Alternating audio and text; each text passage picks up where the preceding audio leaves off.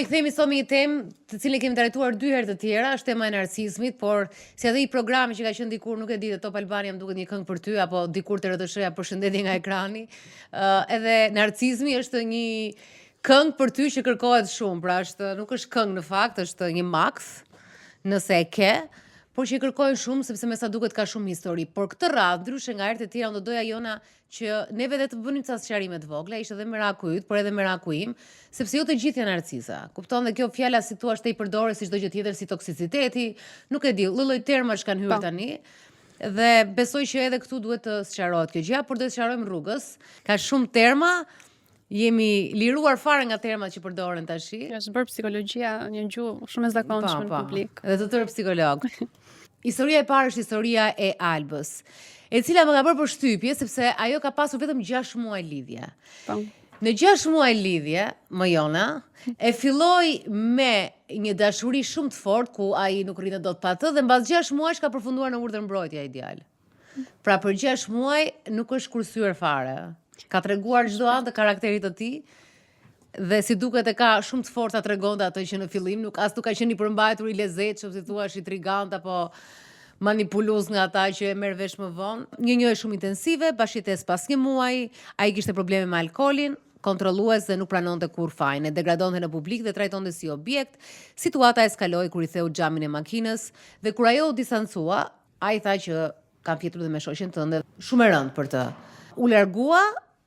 Jetonin bashk, e filluan bashkëtesën shumë herët, apo Elona? Ka filluar bashkëtesën shumë herët.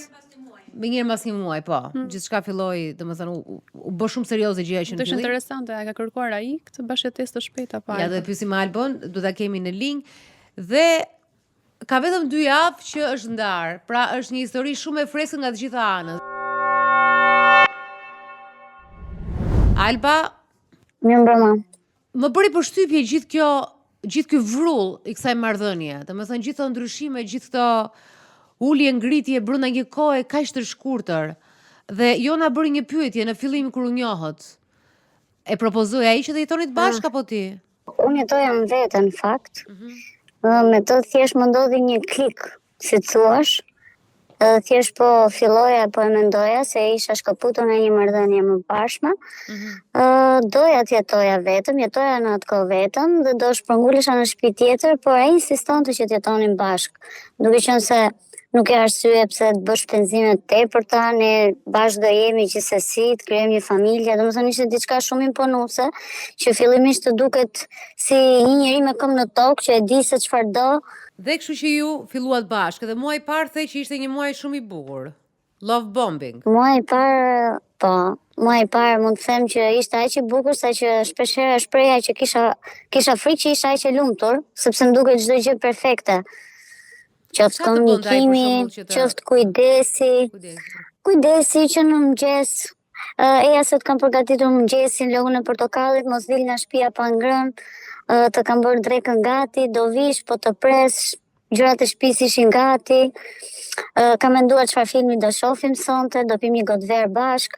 Dhe pastaj ti kuptove që edhe filmin ju shinit atë që donte ai. Pra. Se gjithçka çfarë bëhej, nuk është se merre ndonjëherë konsiderat dëshira ime, por fillimi ka qenë gjithmonë tolerancë nga ana ime që okay, mirë, derisa kjo u bë bezdishme, se edhe momenti që kisha kërkesat e mia që dua të bëj diçka, po jo se bëjnë këtë, se për ty e kam, si thuti, mirë. Domethënë kështu vazhdonte dhe ta impononte butësisht, si thuash, por që u bë shumë e bezdishme. Se përfundonim duke bërë gjithçka që donte ai të bënim. Në momentin kur ti kërkoj atë të drejtën tënde, shikoj se nuk po më pëlqen tani, se po ndihem e detyruar, apo pse e prish gjithçka, domethënë të ngelej ty faji, që ti po prish atë momentin e bukur. Kuptoj, dhe kur fillove ti që të dyshoje se s'është kaq e bukur, shumë e bukur për të qenë e vërtet? E shihja dhe si sillej në raport me njerëzit e tjerë, po kuptoja që kjo heshtja që ishte që gjithkohë si heshtur, nuk fliste shumë, ishte si fazë, sikur mos kanonte. Thjesht po blinte materiale nga unë, se si isha, ç'a pëlqeja, ç'a doja, ç'a nuk doja, dhe nuk shprehte dhe nuk fliste kur gjëra për veten. Arrinte momente që të kapte edhe momente dobësie që ti fliste me shumë çiltërsi, por ato ç'a nuk pëlqeve është që gjërat të thëna në mirë besim i përdorte në momentin i parë që i vinte rasti. Nëse në mund të japësh një shembull, si i përdorte? Mund të tregoj diçka nga jeta ime që më ka ndodhur kjo, kam patur këtë lloj gjëje dhe vazhdonte e përdorte me fantazinë e vet kundrejt teje. Por edhe probleme familjare që mund t'i kesh treguar, kupton? Ti kthente kundrejt teje. Ndërkohë, më bëri përshtypje sepse ti sa i njohe, u shkëput edhe nga puna për ta ndihmuar, thoje, sepse ai kishte edhe probleme me alkoolin. Nga ana jote, shumë e shpejt kjo lëvizje, të shkëputesh, të lësh punën për këtë gjë. Sepse pavarësisht gjithave, për hir të ndjesisë që po mipte, mendoja sido që të shkoj ky raport, unë dua që këtë njeri ta ndihmoj, sepse thellë brenda këtij njeriu ka diçka të bukur, pavarësisht rrethanave që mund të jetë shndërruar kështu. Ishte si, le të themi, një mision kot që ja vura vetes time për t'i gjetur një dritë, por që u bë shumë e lodhshme dhe më ka ngrënë shumë energji, shumë kohë, shumë investim nga ana ime. Dhe pash që nuk ja vlente, ky njeri thjesht kështu është. Ku është episodi i parë që ti kujton që vërtet po shije përballë një njeri problematik, që nuk ishte më kushtonte për te keq fillonte të gënjente, domethënë unë duhet ta kisha lënë që zëngën e parë, le të themi. Shiko se nuk do pi, thjesht u largua në mes natës, nuk dije gjë fare, kishte telefonin e fikur dhe marrë vesh që kishte pirë dhe i thashë që nuk kemi rënë dakord si kështu, që ose të vazhdojmë të bëjmë një bashkëtesë bashkë, mua nuk më pëlqen ky lloj stili jetese.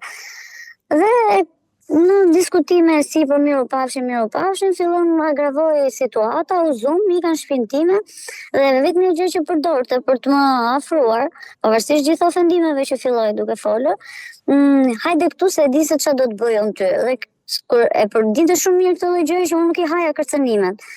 Dhe siç ishën në shtëpi me pijama, marr makinën, i shkoj poshtë shtëpisë, jo, hajde lart. Shkoj lart, thash, vazhdo, flasim. Ulu se të kam bërë për të ngrënë, prandaj të thirra. Dhe në këtë moment më duk si i smur. Të jem e sinqert.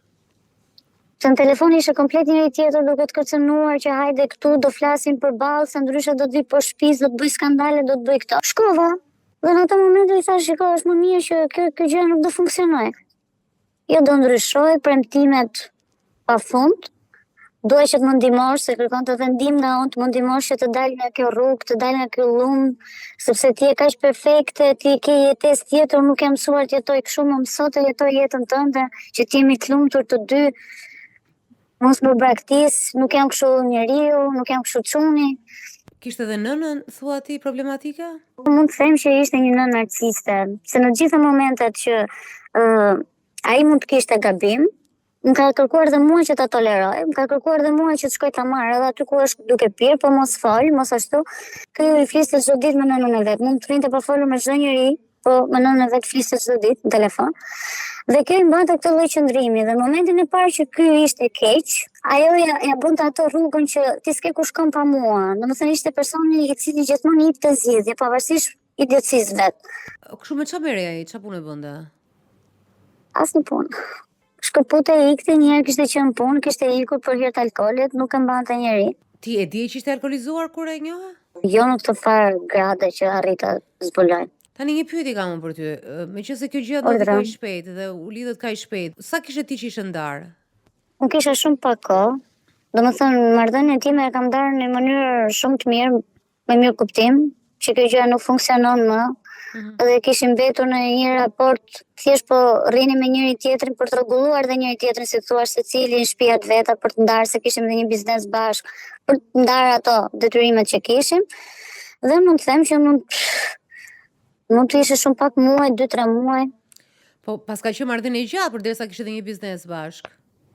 Po, dhe një raport komplet ndryshe nga ky që përjetova, dhe mbase kjo gjë më ndihmoi të kuptoj më shpejt se ç'a do të thotë.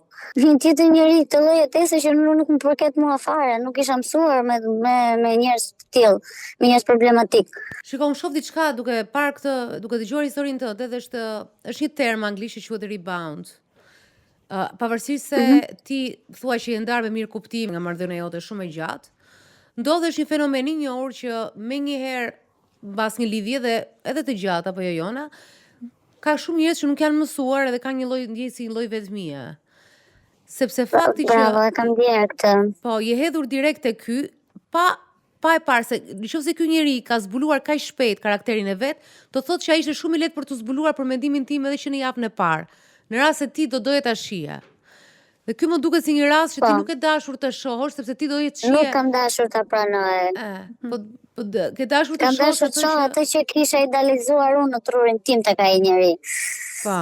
Se këtu nuk kemi të bëjmë vetëm me një njeri që ne nuk e diagnostikojmë dot është narciz apo jo, por kemi të bëjmë me një njeri të alkoolizuar, që është një vesë, në rast se vjen 3 ditë dhe pi alkool çdo ditë, atëherë ky është një vesë që është shumë i dukshëm. Ky ishte një ndryshim, ishte komplet ndryshe në momentin që është takuar me mua, kupton? Momentin që kemi filluar të njihemi, si thua, dhe kamuflohej, sepse edhe pjera e alkoolit e kishte nuk bënte gjeste, si thua, ose paktën gjatë kohës që unë po njihesha me të. Ti nuk e kuptoj që ai nuk dehej, nuk skuqej, nuk... Po, nuk të jep të gjeste fare. E di pse më bën përshtypje se i droguari, i varur, ishte i varur, pavarësisht se kënjep, domethënë, edhe shumë e vështirë dhe është shumë e çuditshme se si do ta fshesh një muaj të tërë këtë gjën. Që i ke, shumë e çuditshme si fshe varsin, kaq shumë. Po sepse nga që nuk isha gjithë kohës me të. Domethënë ai mund të rrinte duke pirë gjithë darkën, ashtu që nuk e dija, se normalisht isha në shtëpinë time. Momentin që unë bashkëtova me të, shija që nuk rrinte dot, ose që është në pikë mëngjesit donte të pinte, se kam aritmi. Se gjatë kohës që unë isha edhe në punë dhe isha në vete, nëse ne pinim një shishe verë në darkë, mua nuk më bënte përshtypje. Po nuk e di se çfarë ndodhte mbasi ikja unë. S'pas keni jetuar bashkë në fillim, se thash se si do ta fshite dhe thash pastaj që pas ka një fuqi kontrolli të jashtëzakonshëm në një moment që nga një i alkoolizuar të kaloj. Ka një kontroll të jashtëzakonshëm momentin kur donte ta arrinte diçka, bënte të pamundurën. Dhe unë këtë gjë e vija duke që mund ta përdorësh për mirë. Kam një pyetje, Alba. Nuk e di, a i ndjerë zhvlerësuar gjatë marrëdhënies, gjatë kësaj periudhe nga ai, pra të bënte të ndieshe me dyshim tek vetja? Gjatë gjithë kohës nuk mund të them se nuk ishte 24 orë kështu, por në momentet që kishim përplasjen, fillonte vetë kjo pjesa duke bërë vlerësimin tim, ku i thosha nuk më intereson, më duket shumë e çuditshme që ne të jemi bashkë, duke parë veten time dhe ty, dhe në këtë moment fillon të bënte këtë vlerësimin tim, qoftë nga pamja, qoftë nga puna, qoftë për arritjet, duke thënë që shiko se kam patur më tepër, qa i e ti në krasim, të ulte komplet atë vetë vlerësimin që kishe për vetën, pavarësisht se unë kam një vetë besim, shqyqysh zotit ja thosha dhe ati, e kam vetë besimin e Everest, nuk më ndjen fare se si jam konkurim, por që në fillimisht jam e sinqert kjo gjë më vriste dhe kam edhe qaja. I pëlqente vetja ati, e vjen re që jo vetëm me ty, po edhe në raport me të tjerë. I pëlqente vetja në maksimum. Unë s'kisha parë njëri që dali para pasqyrës e thot, ua, sa i bukur jam, shi, qa dive, ua, as unë nuk e them vetës time këto. Dhe këtë gjë e thoshte edhe me njerëz tjerë, e shifte veten në qendrën të vëmendjes dhe në shoqëri dhe në familje dhe në mbledhje çfarë mund të bënim. Kishte qef, ishte ai.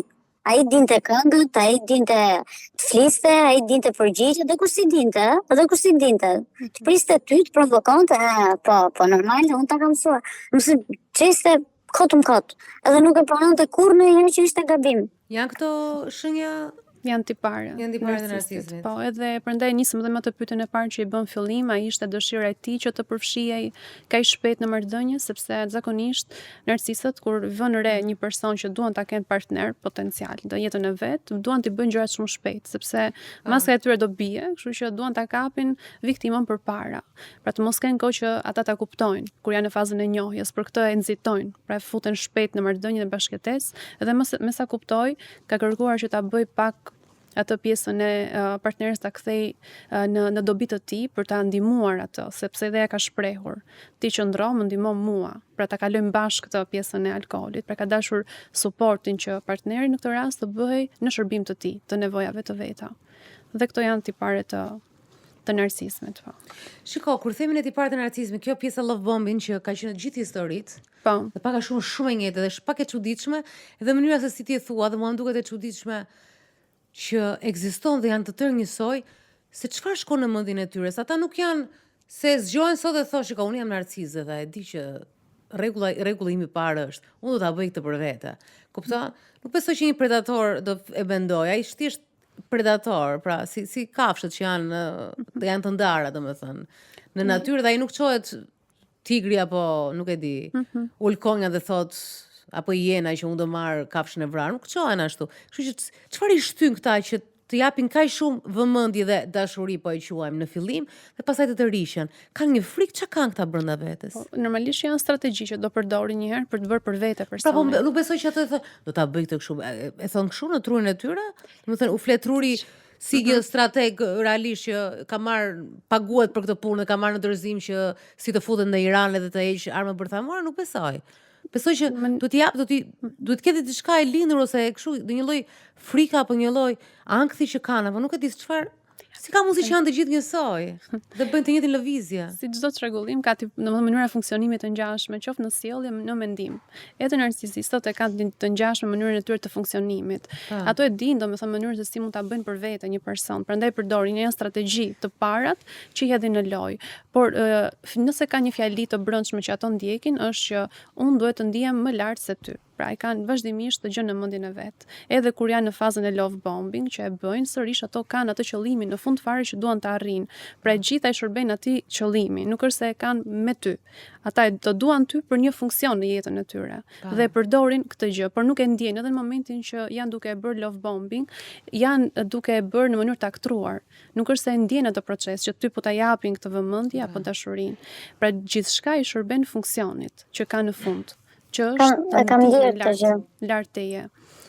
Po Por mbaron shumë shpejt. Edhe për këtë të mbajnë pastaj me të tjera teknika manipulimi. Alba, si e njohë ti këtë? Janë kurioze. Kam njohur këtë rastësisht nëpërmjet një shoqërie. Të erdhi ky, ai shkove ti, I shkova unë, ishte me shoqen time, unë shkova të marr shoqen time dhe aty u njoha edhe me të. Dhe çfarë vuri re tek ty? Ai që mendon se ka bërë për vete. Po rinin bisedonin, flisnim edhe je goca dhe nuk e shok, po t'ishe çunë do ishe shoku im i ngushtë, ai je goca dhe ti tha dhe jesh e inja. Domethënë kështu ishte i qartë që në fillim. Dhe kur e kam pyetur vazhdimisht se çfarë të ka pëlqyer, më ka pëlqyer grindi jot. Ti je grifsh. Kështu i dua unë gocat. Shiko, gocat rriqen ndonjëherë nga ky drejt për drejtësia, kur janë meshkujt e drejt për drejt. Kështu që se sot do ta zbërthej një çik narcisistin. Do të thotë po të thotë ndonjëherë që ti je direkt që pëlqen, po ti ishe shoku im i ngushtë, po do të bëj timen. Ka përshtypjen që treçeku femrave vdesin për atë, edhe sikur nuk duan, edhe kur nuk duan që të jenë atyre. Prapë kjo fjala shfaq siguri mashkullore. Nuk ka paqartësi tek një mashkull dhe prandaj të rriqet edhe një vajzë nga të tilla fjalë. Pra e bën më të lehtë rrugën ose të paktën justifikon veprimin e vet vajza që thotë ti e imja ose terma të tjerë që mund të ngjisin kollaj në shpirt dhe ti fillon dhe pastaj ndjek me lehtësi. Për ta bënë të kollajsh me rrugën e ndërveprimit me këta persona. Ka dhe një fëmijë që nuk jeton me të. Si kishte marrëdhënie me fëmijën? Ka një djalë? Po, marrëdhënie me të, më tepër e kujtoja unë që duhet fliste me të se sa i vet. Dhe djali me kë jetonte? Se ishte interesante kjo historia e fëmijës. Jeton me gjyshet. Anë mamit dhe anë babit. Nuk po jeton në 5 ditë javës, jeton me gjyshen në anë mamit. Po, nëna ku është? Nëna është jashtë dhe historia ka qenë që nëna ka braktisur këtë. Edhe unë kështu fillova edhe që të mendoja që mund ta ndihmoja sepse pavarësisht se më dukesha absurde që nëna mund të braktisë fëmijën e vet, po ka raste plot dhe e mora edhe si të mirë qenë që këtë rrugën e alkoolit ka nisur për hir të kësaj gjëje, për prishjen e kësaj marrëdhënie që ata kishin patur. Po historia nuk ishte kështu pastaj? Aq sa unë nuk kërkova fare me thënë drejtën. Të interesohesha se si mund të jetë vërtet. Vetëm thjesht u krijuan disa puzzle në momente të caktuara, duke dëgjuar diçka, duke e parë sjelljet, duke parë edhe vetë djalin apo raportet që kishte. Dhe arrita në një konkluzion që s'kishte lidhje fare kjo gjë. Se gjaja jetova atë njeri dhe kisha shumë qartë se çfarë mund të kishte ndodhur. Atë frikë që unë kisha për pak kohë, vajza tjetër me shumë gjasa nuk ka arritur dot që ta përballojë dhe thjesht është larguar dhe nuk mund të dot kthehet. Është pak e çuditshme gjithmonë, por gjëna është pak e çuditshme që është dukur, pra mund të diçka më të thjeshtë. E kishte marr, po jo, nuk është dukur, ka kontakte me të dhe e mori andej. Dhe djali shkon. por ajo nuk vjen në Shqipëri. Okej. Dhe nuk pa informacione sa ka marrë vesh, domethënë nuk është se ka krijuar dhe një jetë për kaq shumë vitesh. Nuk ka krijuar një jetë saj. Okej, tani do kalojmë në një pjesë që kjo është, si thua, nga fundi, pra kur edhe ti e kuptove që do i vite fundi, që filloi të ishte dhe agresiv nga ana fizike. Ç'a ndodhi? Po, në momente kur filloi të bëj agresiv, edhe unë isha stoike ndaj tij, kjo gjë e tërbonte më tepër dhe kishte përbërë që shkatronte çdo lloj gjëje rreth e përqark edhe ty nuk të prekte dhe mendonte që shiko çfarë po i bëj unë vetes dhe ty nuk të prek se ty të dua. Ndërkohë ishte mangth që e një njeri të atill dhe kur u bë vazhdueshme si situatë, tu kuptova që edhe vet nuk isha mirë. Se fillon të më jepte aritmi, më ftoheshin duart, këmbët, nuk isha më unë. Pavarësisht se thellën atë time unë vërtet nuk e kisha frikë. Dhe pse kisha diskutuar me familjarë miq, motrën më saktë dhe një shoqe që shiko ka këto sjellje dhe ato ishin si ri, shiko nuk e frikë, nuk mund të jetosh me një njerëz të tillë. Prap kisha atë vetbesimin që mund ta kontrolloja. Vetbesimin që mund ta kontrolloja. Pse i kishe këtë dëshirë? Kjo më Kjo është edhe pyetja që i kam bërë vetes time gjatë gjithë kësaj kohe, që çfarë të shtyn ty që të qëndrosh me këtë njerëz, ose çfarë pëlqen ti te ky njeri. Dhe nuk i gjeja përgjigje. Kjo është arsyeja që të ka zgjedhur dhe ai ty. Ai ka vënë re këtë lloj cilësie që ti ke. Më vjen të keq për të. Edhe mua akoma më vjen keq për të. Kjo është e çuditshme. Dhe në fakt ai me këtë kartë ka luajtur me mua gjithmonë në çdo moment që mund të arrinte deri në një farë grade, mbas edhe kjo fakti të bëri të keq vetes duke thyer duar, kështu që unë i kujdesesha, i rria afër, edhe këtë gjë e ka parë të punë. Alba, ti ka pas një moment që e ke ballafaquar me realitetin, një ka thënë jo, nuk je kaq i mirë sa mendon, ose kundërshtime të tjera, dhe si ka reaguar, nëse ti e ke bërë. Unë kam thënë gjithmonë. Si reagonte ai? Unë këtë gjë kam bërë gjithmonë. Në fillimisht me në pranit njerëzve tjerë e përdorte si argument që unë ty nuk të ul kurrë në sytë e njerëzve, ti pse s'e thua? Se thoshte gënjesht trakotën kot, edhe unë nuk e kam as për zakon, as me një njeri kur ulem tavolinë për të gënyer për gjëra as serioze, jo me gjëra banale kot. Ti pse më ul figurën mua? Unë ty nuk e kam ulur fytyrën asnjëherë. Dhe unë mund të them që jam i vetmi njeri që ja kam thënë atë të vërtetën, që ai nuk ka dashur kurrë të besoj te vetja vet, se nuk e pranonte kurrë. Tjerë të toleronin, se hajde pinin me të, hanin, pinin, vazhdonin si cili shifte të rezinë e vetë dhe e linin aty, nuk si kushtonin mundësi, qoftë dhe familja vetë. Por unë i qëndroja aty afër duke i thënë që shiko se kjo gjë është gabim. Dhe i rria dhe duke biseduar, doja unë të kuptoja cila ishte trauma aty, ndërkohë unë mendoj që isha me traumat e mia. duke dëgjuar të fliste, të shpreheshe, që të arrija të kuptoja një anë që mbase nuk e njihja. Shiko, ka shumë momente që ngjajnë shumë me historitë e tjera. Siç thash edhe love bombing edhe reagimet dhe fakti që i pëlqen vetja dhe që nuk e pranon asnjëherë gabimin. Është një moment tjetër që ka këtu Alba, është afër momentit kur ajo kërkoi urdhërmbrojtje, që më ka bërë përshtypje se kemi dëgjuar dhe më duket në episodin e parë.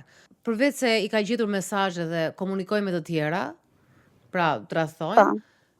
Thonë dhe gjëra të tilla, siç i ka thënë Albës, që kam shkuar me shoqen tënde. Më duket se im pas dhe një histori të tillë që ai tha diçka të tillë, me vetdije të plotë që ishte shumë lënduese. Edhe në këtë rast, Albës kështu i ka thënë, që kam shkuar me shoqen tënde. Alba, si ishte ai momenti? Pse e thatë? Çfarë po ndodhte në atë moment? E mbaj mend? Në atë moment, unë kam patur një dhënk me të, pas 2 ditëve që ishte duke pirë alkool, dhe i kapa dhe mesazhet, se donte të më zinte që të zihesha edhe me femra tjera që i shkruanin këtij se ndjej bezdisur, ndërkohë ky nuk mbante asnjë mesazh telefon dhe i komentonte vetë tjerave dhe unë e kisha parë këtë lloj gjëje. Në momentin që unë nuk reagoj, më thotë ti nuk je xheloze, kur nuk je xheloze do thotë që nuk më don. Dhe unë thjesht nuk më injoroja totalisht si xhest. Pas kësaj zënke, doja tikja vërtet. Marr çantën që të largohem gjë këtu, tha se s'ke për ti kur sa pa dëgjuar edhe diçka, tha kur të kam thënë tha që ti je naive dhe nuk kupton asnjë gjë, tha unë ta kam thënë gjithmonë, tha se e quan veten të zgjuar. Do të marrësh vesh dhe një të fundit tha para se të ikësh, do më thotë këtë. Që unë kam shkuar edhe me shoqen tate, tha dhe ti nuk di asgjë. Ndërkohë ne jemi takuar të 3 herë tjera bashkë dhe kjo ishte ndjesia më e vështirë që mund të kisha përjetuar ndonjëherë. jo vetëm fakti që punon dhe imagjinata, edhe ti të vjen e veri, por edhe që ato janë tallur me ty në syrin tënd, domethënë sikur s'ka ndodhur asgjë gjithë dhe ty je dukur thjesht një cop naive në mjet të dyre, sepse në ato momente nuk dihesh çfarë besosh, që është e vërtetë apo jo. Po është e vërtetë apo jo? Dhe thjesht, kjo nuk është e vërtetë dhe unë kam lënë në një moment të fundit fare për ta sqaruar dhe kam dashur të besoj instiktin tim, intuitës time dhe duke biseduar edhe me shoqen time se si ka ndodhur dhe duke njohur atë i dhash edhe përgjigjen.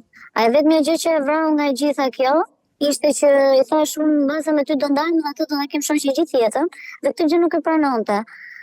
Dhe momente që kërkonte falje dhe doja tikja në shtëpia, më kërkonte falje vazhdimisht që kjo gjë nuk ka ndodhur, e bëra për të lënduar, nuk është e vërtetë dhe detohej. I thash më lër të zbuloj vetë vërtetën time, siç do di unë. Dhe për këtë gjë nuk je i falur. Kështu që historia ishte e sajuar komplet, nuk kanë pas asgjë mes njëri tjetrit. Ata kishin patur një start me njëri tjetrin, por nuk ishte as finalizuar as një gjë e tillë. Domethënë mund të duket e pabesueshme që mund të jetë duke gënjur pala tjetër, por që dhe momenti kur ja kam thënë, unë e dëgjova bisedën dhe e di ku shkon gjithë secili nga ata të dy.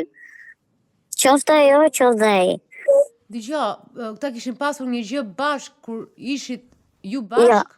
Jo, asnjë gjë. Thjesht jo, para se të njihej me mua. Se Elona thot ishin puthur, i ke thënë. Po. Janë puthur para se të njihej me ty. Po. Po shoqja s'ta ka thënë këtë asnjëherë. Ja. Dhe këtë nuk ma kishte thënë sepse momentin kur i kam kërkuar që pse të paktën nuk ma thej, për mua kjo është një gjë e parëndësishme, tha se ishim të dy tap dhe po ti u përfshive aq shumë, tha sa më dukej e kot që të ta thoja, pa gjitha ai ka qenë i pari sa që më ka kërkuar çdo ditë se mos ja thua, po bën gaf, po pinë një ditë dhe po e prish dhe po ja thua. Si duket nga që nuk e ka marrë atë reagimin që priste nga Alba për ta bërë xheloze dhe për kontaktin që ai ka parë, ka përdorur këtë lloj fantazie, sepse ato fantazojnë edhe i besojnë fantazive të tyre. Pra po se bajmë që ka qenë diçka e njëjtë edhe me një histori tjetër. Por Alba është treguar shumë stoike në reagimin e saj dhe se ka marrë atë që ai ka pas nevojë, vëmendjen e saj në këtë pikë. Po kundrazi kam kthyer të gjitha gjërat që më thoshte nëse në fillim qaja dhe kuptoja që nuk ja vlente sepse jepte një vetë kënaqësi atij që e ndjeja që e kishte. Mundoja ja thosha dy fish, nëse më shante me ofendimet më të mëdha dhe i thosha po është e drejtë, jam më keq se sa kaq. Jam shumë më keq se sa kaq që mendon ti, bëj këtë, bëj atë. Domethënë e çakordisja. Nëse unë vazhdoja flija gjumë, ai rrinte gjithnatën pa gjumë se mendonte që mund të bëj atilla gjëra. Kur ishte ai momenti që pastaj kalove në urdhër mbrojtje dhe aty e mbylle, ç'a ndodhi? Në momenti që unë kisha ndarë mendjen, që kjo gjë nuk do funksionojë më, ishte pikërisht atë ditë që më tha këtë gjë për shoqen time. Dhe thjesht po përgatisja veten se si duhet të largohem nga ky njeri sepse isha shumë e vetëdijshme se me çfarë njeriu kam të bëj. Dhe dija që nuk do ishte e lehtë fare. Dhe në ato momente thjesht jam konsultuar me tim me motor, duke ndjekur si terapi me veten për të folur me dikë dhe të qartësoj dhe mendimet e mia që nuk janë se futesh në një botë shumë terrët që ti mendon që nuk ka më pas asaj dere, s'ke ku shkon, s'ke çfarë bën. Do të vi, do të përdjeki, do të bëj këtë, do t'i bëj keq familjes tënde. I mendon gjitha këto skenat. Dhe thjesht qëndron, dorëzohesh. Janë disa momente që thjesht dorëzohesh. Kam biseduar me tim me motor, duke i kërkuar ndihmë që të gjitha provat që unë kisha, kërcënimet që ai më kishte bërë me vojse pas zënkës të madhe të parë, unë do t'i ruaj dhe do t'i përdorja në momentin kur unë do largohesha nga ky njeri. Dhe ato vojse unë i kam dëgjuar dhe të nesërmen, dhe mbas një jave. Dhe nuk i fshija kur, thjesht për t'i mbushur trurit tim, se ky njeriu është ky, dhe hiqe ato fantazin e bukur që ke krijuar për të.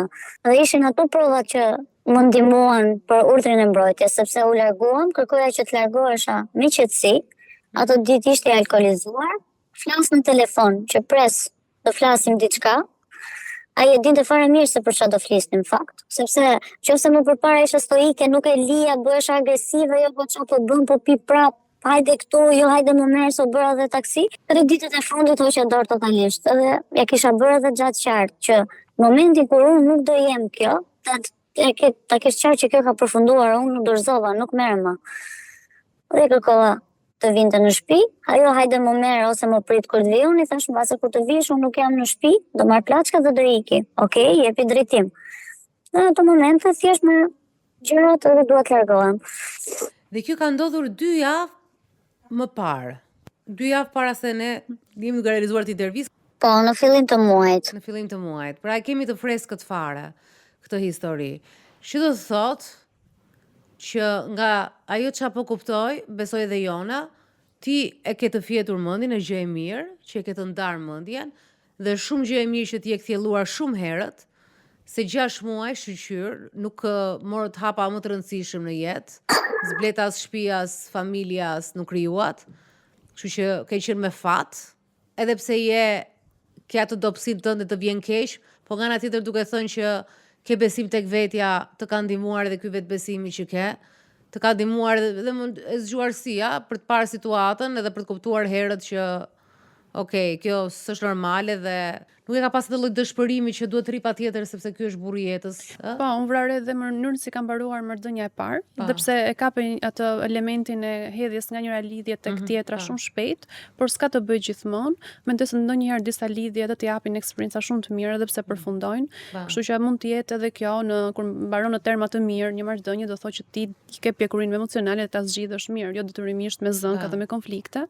Dhe ndoshta edhe cilësitë e saj atë personale që i ka, të cilat integrojnë shumë mirë për të menaxhuar një marrëdhënie të tillë.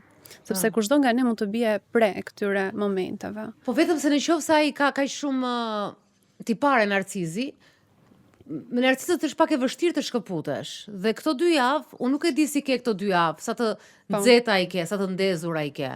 Se nuk është kaq kollaj të paktën nga Vazhdon ende. Vazhdon më merr në telefon, më ka dërguar mesazhe, është kontaktuar me familjar, me rreth përbashkët. Jo më larg se dhe mbrëm. Unë thjesht nuk e jap telefonin, kaq. Nuk dua t'i bëj blok, nuk ja jap atë kënaqësinë unë që po më bezdis dhe po largohem apo që të filloj të mendoj, se mendoj që e njoh shumë mirë, edhe arrit ta njoh shumë mirë se deri ku mund të arrijë në nivelin e tij. Dhe nuk jap atë kënaqësinë se e shija që në momente që ti je keq, ai thjesht ushqej me ty. E kishte energji atë lloj gjëje. Dhe injorimi ishte gjëja që e vriste më shumë, se ka patur raste edhe në shtëpi që thjesht vazhdoja punën time, ikja lart e poshtë, haja, nuk i flisja as nuk e shifja në sy fare dhe kjo gjë e tërbonte, nuk e hante trupi. Dhe këtë gjë unë po e përdor në favorin tim. Më shqetëson patjetër, por që edhe nuk dua, kam prapa që nuk duhet t'i jap atë goditje, thjesht edhe për të bërë burg. Po thjesht do ta lodh edhe do largohet. Ai është dhe njëri hakmarrës, ç'është e drejta. Shiko, dhe nuk dua, duke qenë se është dhe alkoolizuar, nuk mendon fare për pasojat, nuk do t'ja di fare, mjafton që t'i dali e tia. I është dëmtuar imazhi i tij pra nga kjo ndarje, mendon se të tjerët e kanë marrë vesh për shkak se si ai reagon me ty dhe gjërat e kësaj natyre? Këtë gjë më thoshte, unë nuk e pranoj dot që ti të më lësh, nuk ka shanse që ti të më lësh, më premtoj që s'do më lësh kurrë.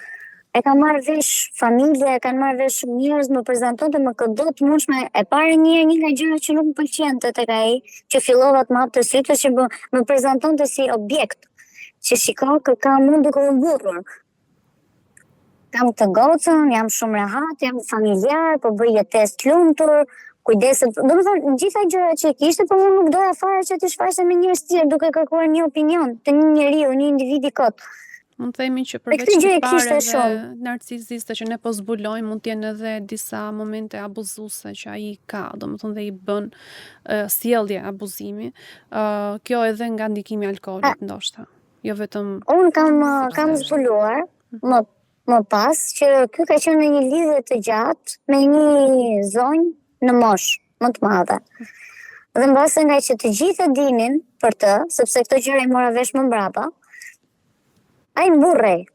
Sa që dhe një shoqëri e përbashkët kur kishte postuar një foto me mua, shiqyr ky nuk do ta përdor emrin plak, po e shiqyr e la plakën, shiqyr gjeti një gocë të re se la nëm. Dhe mbase mendoj për këtë arsye ka përdorur edhe figurën time, imazhin tim për të mburrur tek kavolinat e miqve dhe e bëjnë këtë gjë që zgjedhin dhe partnerë shumë bukura, shumë të arritura, me status. sepse duan të shikojnë si fitore të tyre përballë njerëzve, kështu që po na mblidhen çik si shumë tipare. Këtë bëjnë edhe ato që janë narcisa. Edhe femra bën llogari të gjejnë partnerët e. Edhe ka shumë meshkuj që bën llogari gjejnë partner. Se di kjo. Por është një nga karakteristika që i bashkohet narcisizmit, po. Shikoj, diçka më përshtypje një gjë nuk ka lidhje me narcisizmin, por që the dhe është historia e shumë grave që se sipas urdhit të mbrojtjes, ai nuk duhet të shkruaj ty. Normalisht. Ai nuk duhet më kontaktoj mua as në mënyrë të drejtë për drejtë, as në mënyrë të fortë, as në mënyrë të avokatit. Tash në momentin që ai shkel urdhrin e mbrojtjes, herën e dytë ai përfundon në burg. Dhe meshkujt minimalisht 6 muaj. 6 muaj, po, se është bërë, e kam thënë dhe herë tjera është bërë ligji shumë i rrept. Dhe meshkujt këtu duhet jenë shumë falenderues të këtyre grave, sepse janë me 10 qindra histori, meshkush në urdhër mbrojtje që vazhdojnë ofendojnë, shajnë, kërcënojnë psikologjikisht dhe gratë si puna e Albës dhe e shumë grave të tjera nuk e denoncojnë sepse ai thjesht ka shkel urdhrin e mbrojtjes. Pra i bën urdhër mbrojtjes për t'i thënë që shiko, unë po reagoj, ky është reagimi im, edhe ka marrë seriozisht të ndarje, dhe pastaj vazhdojnë e lënë. Por realisht dikush do të marrë dhe hapin e dytë, se këta burra duhet ta di që mund të përfundojnë edhe në burg, edhe 6 muaj në burg. Po këtu shumë grave, këtu na ndalon neve grave, aty na ndalon zemra, këtu nuk e bëjmë dot të gjë, pjesën e burgut. Dhe kjo është një marrëdhënie që nuk ka as në mes tyre, se pastaj kur hyn fëmia është akoma më keq, thotë do e shohë fëmia në burg. Por ky urdhri, pavarësisht se shteti bën vetën edhe mund të funksionojë, në celular nuk funksionon fare dhe vazhdon me presione psikologjike, kështu që për mua aty Alba më mirë kaloj në blog fare se ti s'ka asnjë lloj detyrimi ndaj ty fare, s'po ndani asgjë, e ke ndryshe nga një familje, por që është realisht është shumë problematike. Dhe ata nuk do të kuptojnë kurrë se sa afër burgut janë, pra aq sa gratë nuk do t'i çojnë asnjëherë. I bëri gjatë 5 ditë momentin që unë kisha bërë denoncimin, sepse i thash, meqense urdhri mbrojtjes hyn në fuqi, që në momentin kur unë e kam kërkuar, ky njeri më ka kontaktuar mua, se kishte pretendime të tjera, dhe në atë moment që e marrin në komisariat, ai po më kërcënon mua po në syt policëve. Dhe ato e marrin, e fusin brenda. Po ti pse bllokon fare? Dhe kur del më kërkon falje. Nuk dua fare të bllokoj, dua të largohet vetë. Të thash, ai është një njeri hakmarrës dhe nuk dua që të përdori forma të tjera deri në momentin që të arrijë. Se gjitha këto po i bën për të hequr urdhrin e mbrojtjes. Ta kontaktoj unë. Që ta kontaktoj që mos ma bë këtë gjë, mos u fut tek njerëzit e punës, mos më shkruaj këtu, mos i kontaktoj njerëzve të mi, dhe unë po i bëj thjesht dalje. Në këtë moment ai thjesht nuk e di fare se çfarë po bën. Po çfarë po bën hakmarrja ndaj teje, domethënë aktualisht që ti friksohesh? Hakmarrja ai nuk ka asnjë gjë çfarë të bëj, vetëm që i ruaj unë është për pjesën e familjarëve të mi, që mos të ketë përplasje me timat apo me familjen time. Por me mua ai nuk guxon dali para, sepse është frikacak. Unë këtë gjë e kuptova në momentin kur u largova nga shtëpia, sepse frika ime më e madhe ishte nëse unë do merrja plaçkat dhe kush e di si do përfundonte dhe në gjendjen e alkolizuar që ishte, po ishte aq i qetë dhe kujdese për imazhin, çfarë po bën kështu. Shiko se ne ishim shumë të lumtur në mëngjes, ndërkohë ne kishim 2 ditë pa u takuar, se ai pinte. Ishim shumë të lumtur që është ky imazh që po bën në sy të teti, unë jemi shumë të lumtur bashk, duhet i zgjidhim, po largohesh pa më dhënë asnjë shpjegim. Më dhënë gjëra të tilla dhe i thash nuk kam asnjë ankesë nga ty. Je shumë okay në të gjitha, thjesht unë nuk dua të jetoj këtu. Kaq. Si dinamik edhe si histori, mendoj se Alba mund të ndihmojë njerëz të tjerë se si duhet veprojnë në fakt me një person narcist. Absolutisht se ka ushqyer atë që ai ka pas nevojë, ka qëndruar gjithmonë distante për saj, dhe pse është natyra jonë, që duam të kujdesemi dhe të rregullojmë disa gjëra tek partnerët, por sidoqoftë ajo e ka lënë këtë nevojë mbrapa, sepse ka vënë re që situata është aq e dëmshme dhe nuk mund të rregullohet. Jo, Alba, dhe në kohë shumë të shkurtër, Alba, aty bravo të qoftë, e kalove një eksperiencë, por që realisht më shumë mësova. Mësove dhe e kape veten shpejt, po, e vërtet. Duke të dëgjuar dhe mënyrën se si flet dhe tonin e zërit, gjithçka duket sikur po flet për një njeri që kaloi rastësisht, domethënë, nuk je mbushur me emocione, që natyrisht ka lidhje dhe fakti që një muaj kishte emocione. Po ndiqem me psikolog. Po ndiqesh me psikolog. Po ndiqem dhe me psikolog, kam kërkuar sepse ta ofroka dhe shteti. në momenti që merr urdhër mbrojtje. Edhe këtë gjë e kam marrë vesh më mbrapa, jam vetë ofruar, sot bëra një seancë me të, thjesht për të parë dhe për ditur edhe si reagoj. Domethënë, i kam folur vetes time shumë gjatë në këtë marrëdhënie, si një njeri i tretë, që thjesht këto emocionet mos më zhysnin, siç më zhytën ato 2 ditë, 2 ditët e para që nuk po dija më dhe aty e humba. Ishte era parë në jetën time që s'po njihja veten. Si ndihesh me veten? Lëmsh. Kam një miks ndjesish. Nga gjitha ndjesitë mikse që më vjen keq për të, nuk dua ta lëndoj, ndonjëherë më merr malli, ndonjëherë më vijnë ato imazhet e momenteve të bukura, po vetëm pendes nuk ndjej për gjën që se në fakt nuk i kam bërë asnjë lloj gjëje. Thjesht jam mbrojtur vetë dhe thjesht po i bëj dalje. Në rast se do më duhet të arrit bëj dhe të fundit për ta futur në burg, do ta bëj. Po këtë lloj gjëje po e pret se dua deri në momentin që do më dalë përballë, domethënë që ta shoh me sytë e mi edhe ta marrë si mesazh. E dua drejt për drejt, mbase kjo është mënyra e gabuar, po e kam personale tani. Për gjithçka ç'am bëri.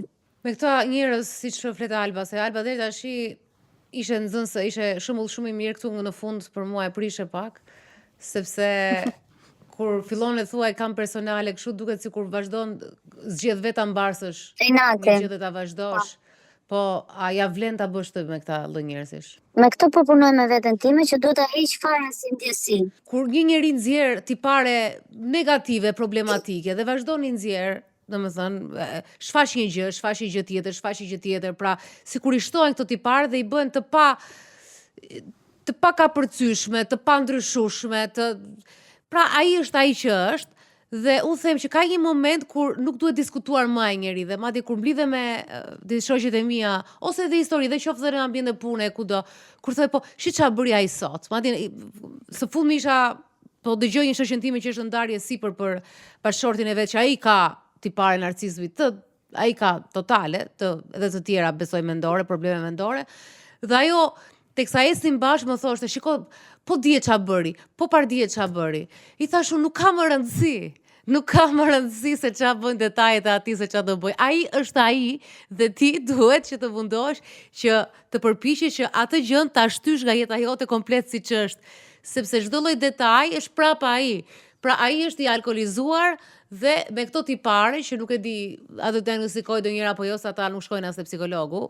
Ja kam ofruar si gjë dhe nuk ka bërë të çmendur. Është më i mirë, po kur e thua ti që unë presa këmare nuk e di se ç'a do të bëj ai, mendoj që okay, se mund të jenë këto 2 javët e ndarjes, por unë mendoj që ajo gjëja si hije zez, thjesht lëreja shporte fare dhe mos u merr më, se gjithçka ç'a nuk ja vlen të diskutohet. Dhe sa mirë që ty ka ndodhur për 6 muaj kjo gjëja, dhe jo shumë e gjatë siç kemi një historia tjetër që vjen pas teje. Monika janë 20 vite bashkë, 15 vite të martuar dhe kanë 3 fëmijë. Kjo është histori që është shumë e vështirë, sepse ka shumë element këtu që e bëjnë vështirë, qoftë element financiar, marrëdhënia fëmijët në mes. Kurse ti në këtë pikë të ndodhi, siç ndodhin dhe mashtruesa, tradhtar. Një pjesë e madhe e jona kemi kaluar dhe histori të shkurtra. Kjo quhet një histori e shkurtër. Gjimnazi, universiteti, çfarë do lloj, është një histori, një fling që zgjati shumë pak dhe pastaj u kthye pak në maks, por për mua personalisht mos e ngarko vetes, se çdo lloj emocioni që ti i thua vetes do ta mbash kundrejt këtij njeriu, është thjesht e keqja jote sepse ai s'ka për ta kuptuar kurrë. Pra ai njeriu nuk do kuptoj asgjë. Ai do thotë që ti prapë ke fajin, që unë jam në drejtën time, do i fusë nga 2 gota, do jetë në drejtën e Zotit pastaj. Kupton, ai me 2 gota shkon takon, kështu që por ti nga ana jote 90% të gjithë çfarë të tregove tash i hapave të tjera, i ke shumë mirë, je në rregull, po kërkon terapi, unë nuk e dija dhe kjo është informacion për të gjithë që nëse jeni futeni në urdhër mbrojtje, mund të kërkoni dhe psikolog falas. Ky është informacion që do të vlen për shumë gra. E ke kërkuar terapin, pra ti kërkon zgjidhje dhe kjo është një gjë fantastike. Për një njerëz që kërkon zgjidhje, kërkon të sqarohet, kërkon hap syt, je në rrugën e mbarë dhe je super zonjë dhe shumë e mençur. Mos e mba me vete këtë njerëz, se aty s'do kërkosh më zgjidhje, aty do fillosh të shohësh, të merresh me gjithë ato nyjet. Ky është problemi më i madh. Tani nuk e shoh atë problemin si problem, shoh veten time që duhet ta zhbëj si ndjesi. Domethënë kjo është ajo ndjesia, se më pyeti pak më parë se çfarë ndjesi shke, dhe kjo është ndjesia që kam këto momente kundrejt atij. Dhe këtë gjë po luftoj, si të thuash. Po nga që je edhe në fazën e ndihmi, është sa po kam përfunduar marrëdhënien, është normal që ti kesh edhe këtë ndjesi. Po Dalina foli si zëri arsyes, edhe po jepshi gjithë shpjegimin logjik dhe të ndarjes nga ajo që ka ndodhur emocionalisht, edhe kjo ndihmon absolutisht. Po pra, po s'ka çfarë ti bësh, domethënë unë se thash të njëjtën histori, po tash po e kaloj me shoqen time që vazhdon, thot bëri dhe këtë më ka vënë dhe këtë dhe unë fillova u lodha dhe i thash dalojmë tash, hajde thjesht ecim të shohim natyrën, sepse mos më intereson kjo histori më. Do të thaj njeriu s'bën, kaput, u prish, nuk ke çfarë ti bësh më se lodhesh dhe ti vet, fillon e mendon. Hajde ta harxoj edhe një ditë tjetër duke u marr me një gomar e gjysmë, më fal që mbaruam punë me atë nga jeta ime. Hajde të çojmë dhe të ejnëten dhe merremi me këtë. Dhe të premten dhe janë gjithë ditë ku ti unë të sugjeroj të marrësh këmbë, të dalësh te liçeni, e të zbathur si puna ime në bar, është shumë bukur. Shif ndonjë gjë dhe evitoj sa më shumë, po koje mos u merr. Edhe ata me sa kemi kuptuar ne e kanë qef të bllokun, ë? E kanë qef bllokun, zhdukjen totale? Që ti të mos jesh prezente në jetën e tyre. E kanë qef, domethënë i bën mirë. Na bën mirë. Ato thjesht do vazhdojnë të kërkojnë diku tjetër, dhe prandaj shkëputen nga kjo. Sepse nuk duam njerëzit, po nuk është halli jo nga ana tjetër. Në këtë moment kemi Albën në telefon dhe jemi interesuar për hallin e Albës. Kështu që patjetër që i bën mirë Albës së pari që të shkëputet, pastaj edhe personi tjetër që nuk e ka më si stimul. Pa. Kështu që shkëputu fare për mua, fare bëj blog, fshije numrin, as mos e mba fare se thash u ka si vlerë. Nuk e kam numrin, thjesht e mbaj mend. Po ç'do fare? Blog është gjithandej, në fakt vetëm në celular nuk i kam bërë blog, po kam përdorur numra të tjerë. Bëj pyetje vetes këto 2 javë. Sa kohë i dhe darjes së historisë së gjatë? I dhe 1 muaj. Shumë pak. Shumë pak. Mund të them që ishte shumë e gjatë. Mund të them që kjo miks ndjesive është dhe kjo gjëja që më shumë po përjetoj atë lidhje sikur miku. Si pendesa, ku dëgjoj, disa momente të caktuara pastaj fjellohem se ajo ishte xha e zauruar, ishte konsumuar, e diskutuar. Dhe nga një marrëdhënie shëndetshme e atill që çdo gjë diskutohej, prisja që edhe kjo gjë mbyllej me diskutim, po kjo ishte lemëri pastaj. Shiko se këtu të ka veç ndinja fajt që se kalove të kjo marrëdhënie, ndoshta është ajo e meritoja. Ndoshta kjo ishte karma ime dhe gjithë ato poezitë që i vën brapa neve. Bravo, më mirë kuptohen, po, më mirë kuptohen. Që do të thoshe tamam. Po se jemi të gjitha femra të tëra e mendojmë këtë. Ja, kjo ishte. Po mirë, ja dhe karma ishte. Shqyr prap nuk ja që keqe se zgjati 6 muaj, nuk është dhe një karmë e madhe, kështu që mbaroj kjo mbylle. Jo, mësova shumë nga kjo. Mësova shumë nga kjo dhe ka momente dobësie shumë njeriu dhe kur mendoj që u manipulova dhe unë, që pretendoj veten që mund të t'i kuptoj njerëzit, ose edhe thjesht duke ditur dhe natyrën time fort, pati momente të caktuara që u thjesht u dorëzova dhe kisha frikë. Doja të ndaja këtë histori për gjitha gocat që mund të ndjejnë të njëjtat emocione, që thjesht është fantazi e trurit. Çdo kush ja del nga kjo. Kjo që sapo tha, se ti e përmend ndjesinë e fajit për atë marrëdhënien përpara që ka pasur dhe ndjesia e fajit që mund të vijë, mos ndoshta e meritoj, mund të gjesh gabime, po ndjesia tjetër e fajit në rastin e Albës është që si e lash unë atë person më manipulonte. Kjo është në fakt arsyeja pse shumë njerëz qëndrojnë në marrëdhënie me narsistë, sepse duan ta zgjidhin këtë gjë. Sepse nuk e pranojnë që kanë dështuar ose janë manipuluar nga dikush. Por Alba do të punoj me këto 2 ndjesi faji që të çlirohet nga kjo marrëdhënie. Unë mendoj që edhe ti jetë falenderuese që e kaloi, e pa, edhe është jashtë. Edhe je jashtë. Për këtë duhet të jesh shumë falenderuese. Edhe faleminderit edhe për historinë që ndave në Alba. Shumë faleminderit. Faleminderit. Atë mos harro, blok. Është një meme lezetshme. Blok telefoni, blok Facebook, blok WhatsApp, bloka. Okej, faleminderit. Trauma kanë këto gra nga këto lidhje, trauma kam dhe unë nga histori që dëgjoj, sepse qëpse vurerisha shumë entuziaste që ishte kaq e shkurtër historia vetëm 6 muaj, se historitë e tjera janë si historia e Monikës tani që janë 20 vite bashkë, nuk e dim akoma rastin në fjalë, por janë shumë të vështira, apo jo? Meqense sot jemi në një, si thua, identifikim të narcisizmit, është narcisizëm në fund apo narcizëm? Narcisizëm, thjesht për shkurtim. Për shkurtim themi narcizëm. Po ka një çështje Dalina që në fjalorin shqip është narcist. Kurse në librat klinik të psikologjisë është narcisist. Narcisist. Prandaj ngatrohemi. Okej. Narcisus? Narcis, Ne do i themi me term klinik. Nga narcizi. Pra narcizi normalisht është nga fjala nga narcizi i Grekut. mitologjisë, po, kështu që i bie tamam narciz, po është bërë mjekësore.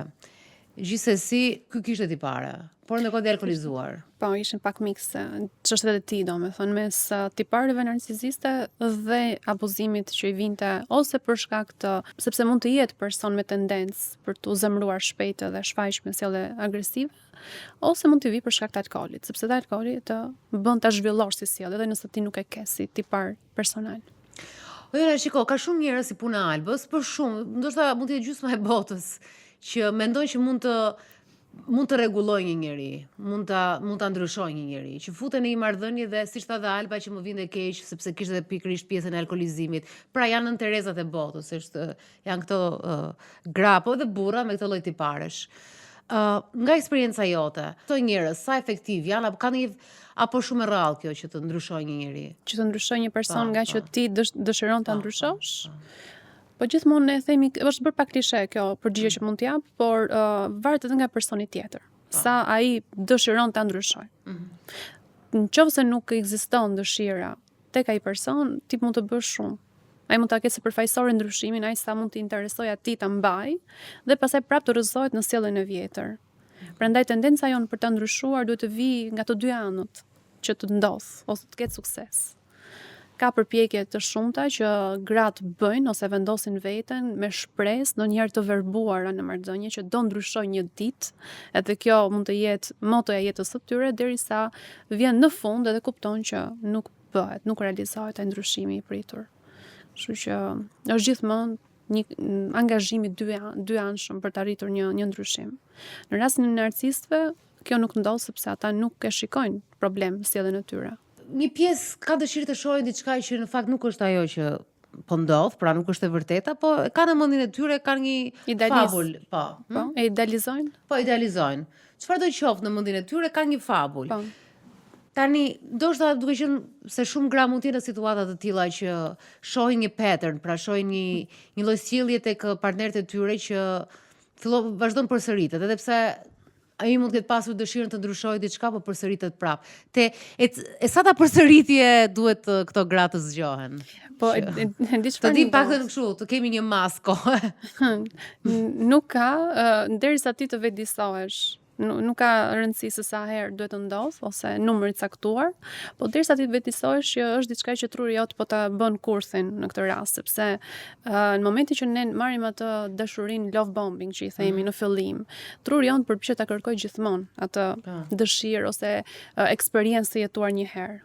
Pra mendon që nëse ky person ka aftësinë ta bëjë në fillim me mua këtë gjë, mund ta bëj prap. Por prap nuk vjen kurrë, vjen në copa të vogla që ty të bëjnë ose të mbajnë në marrëdhënie.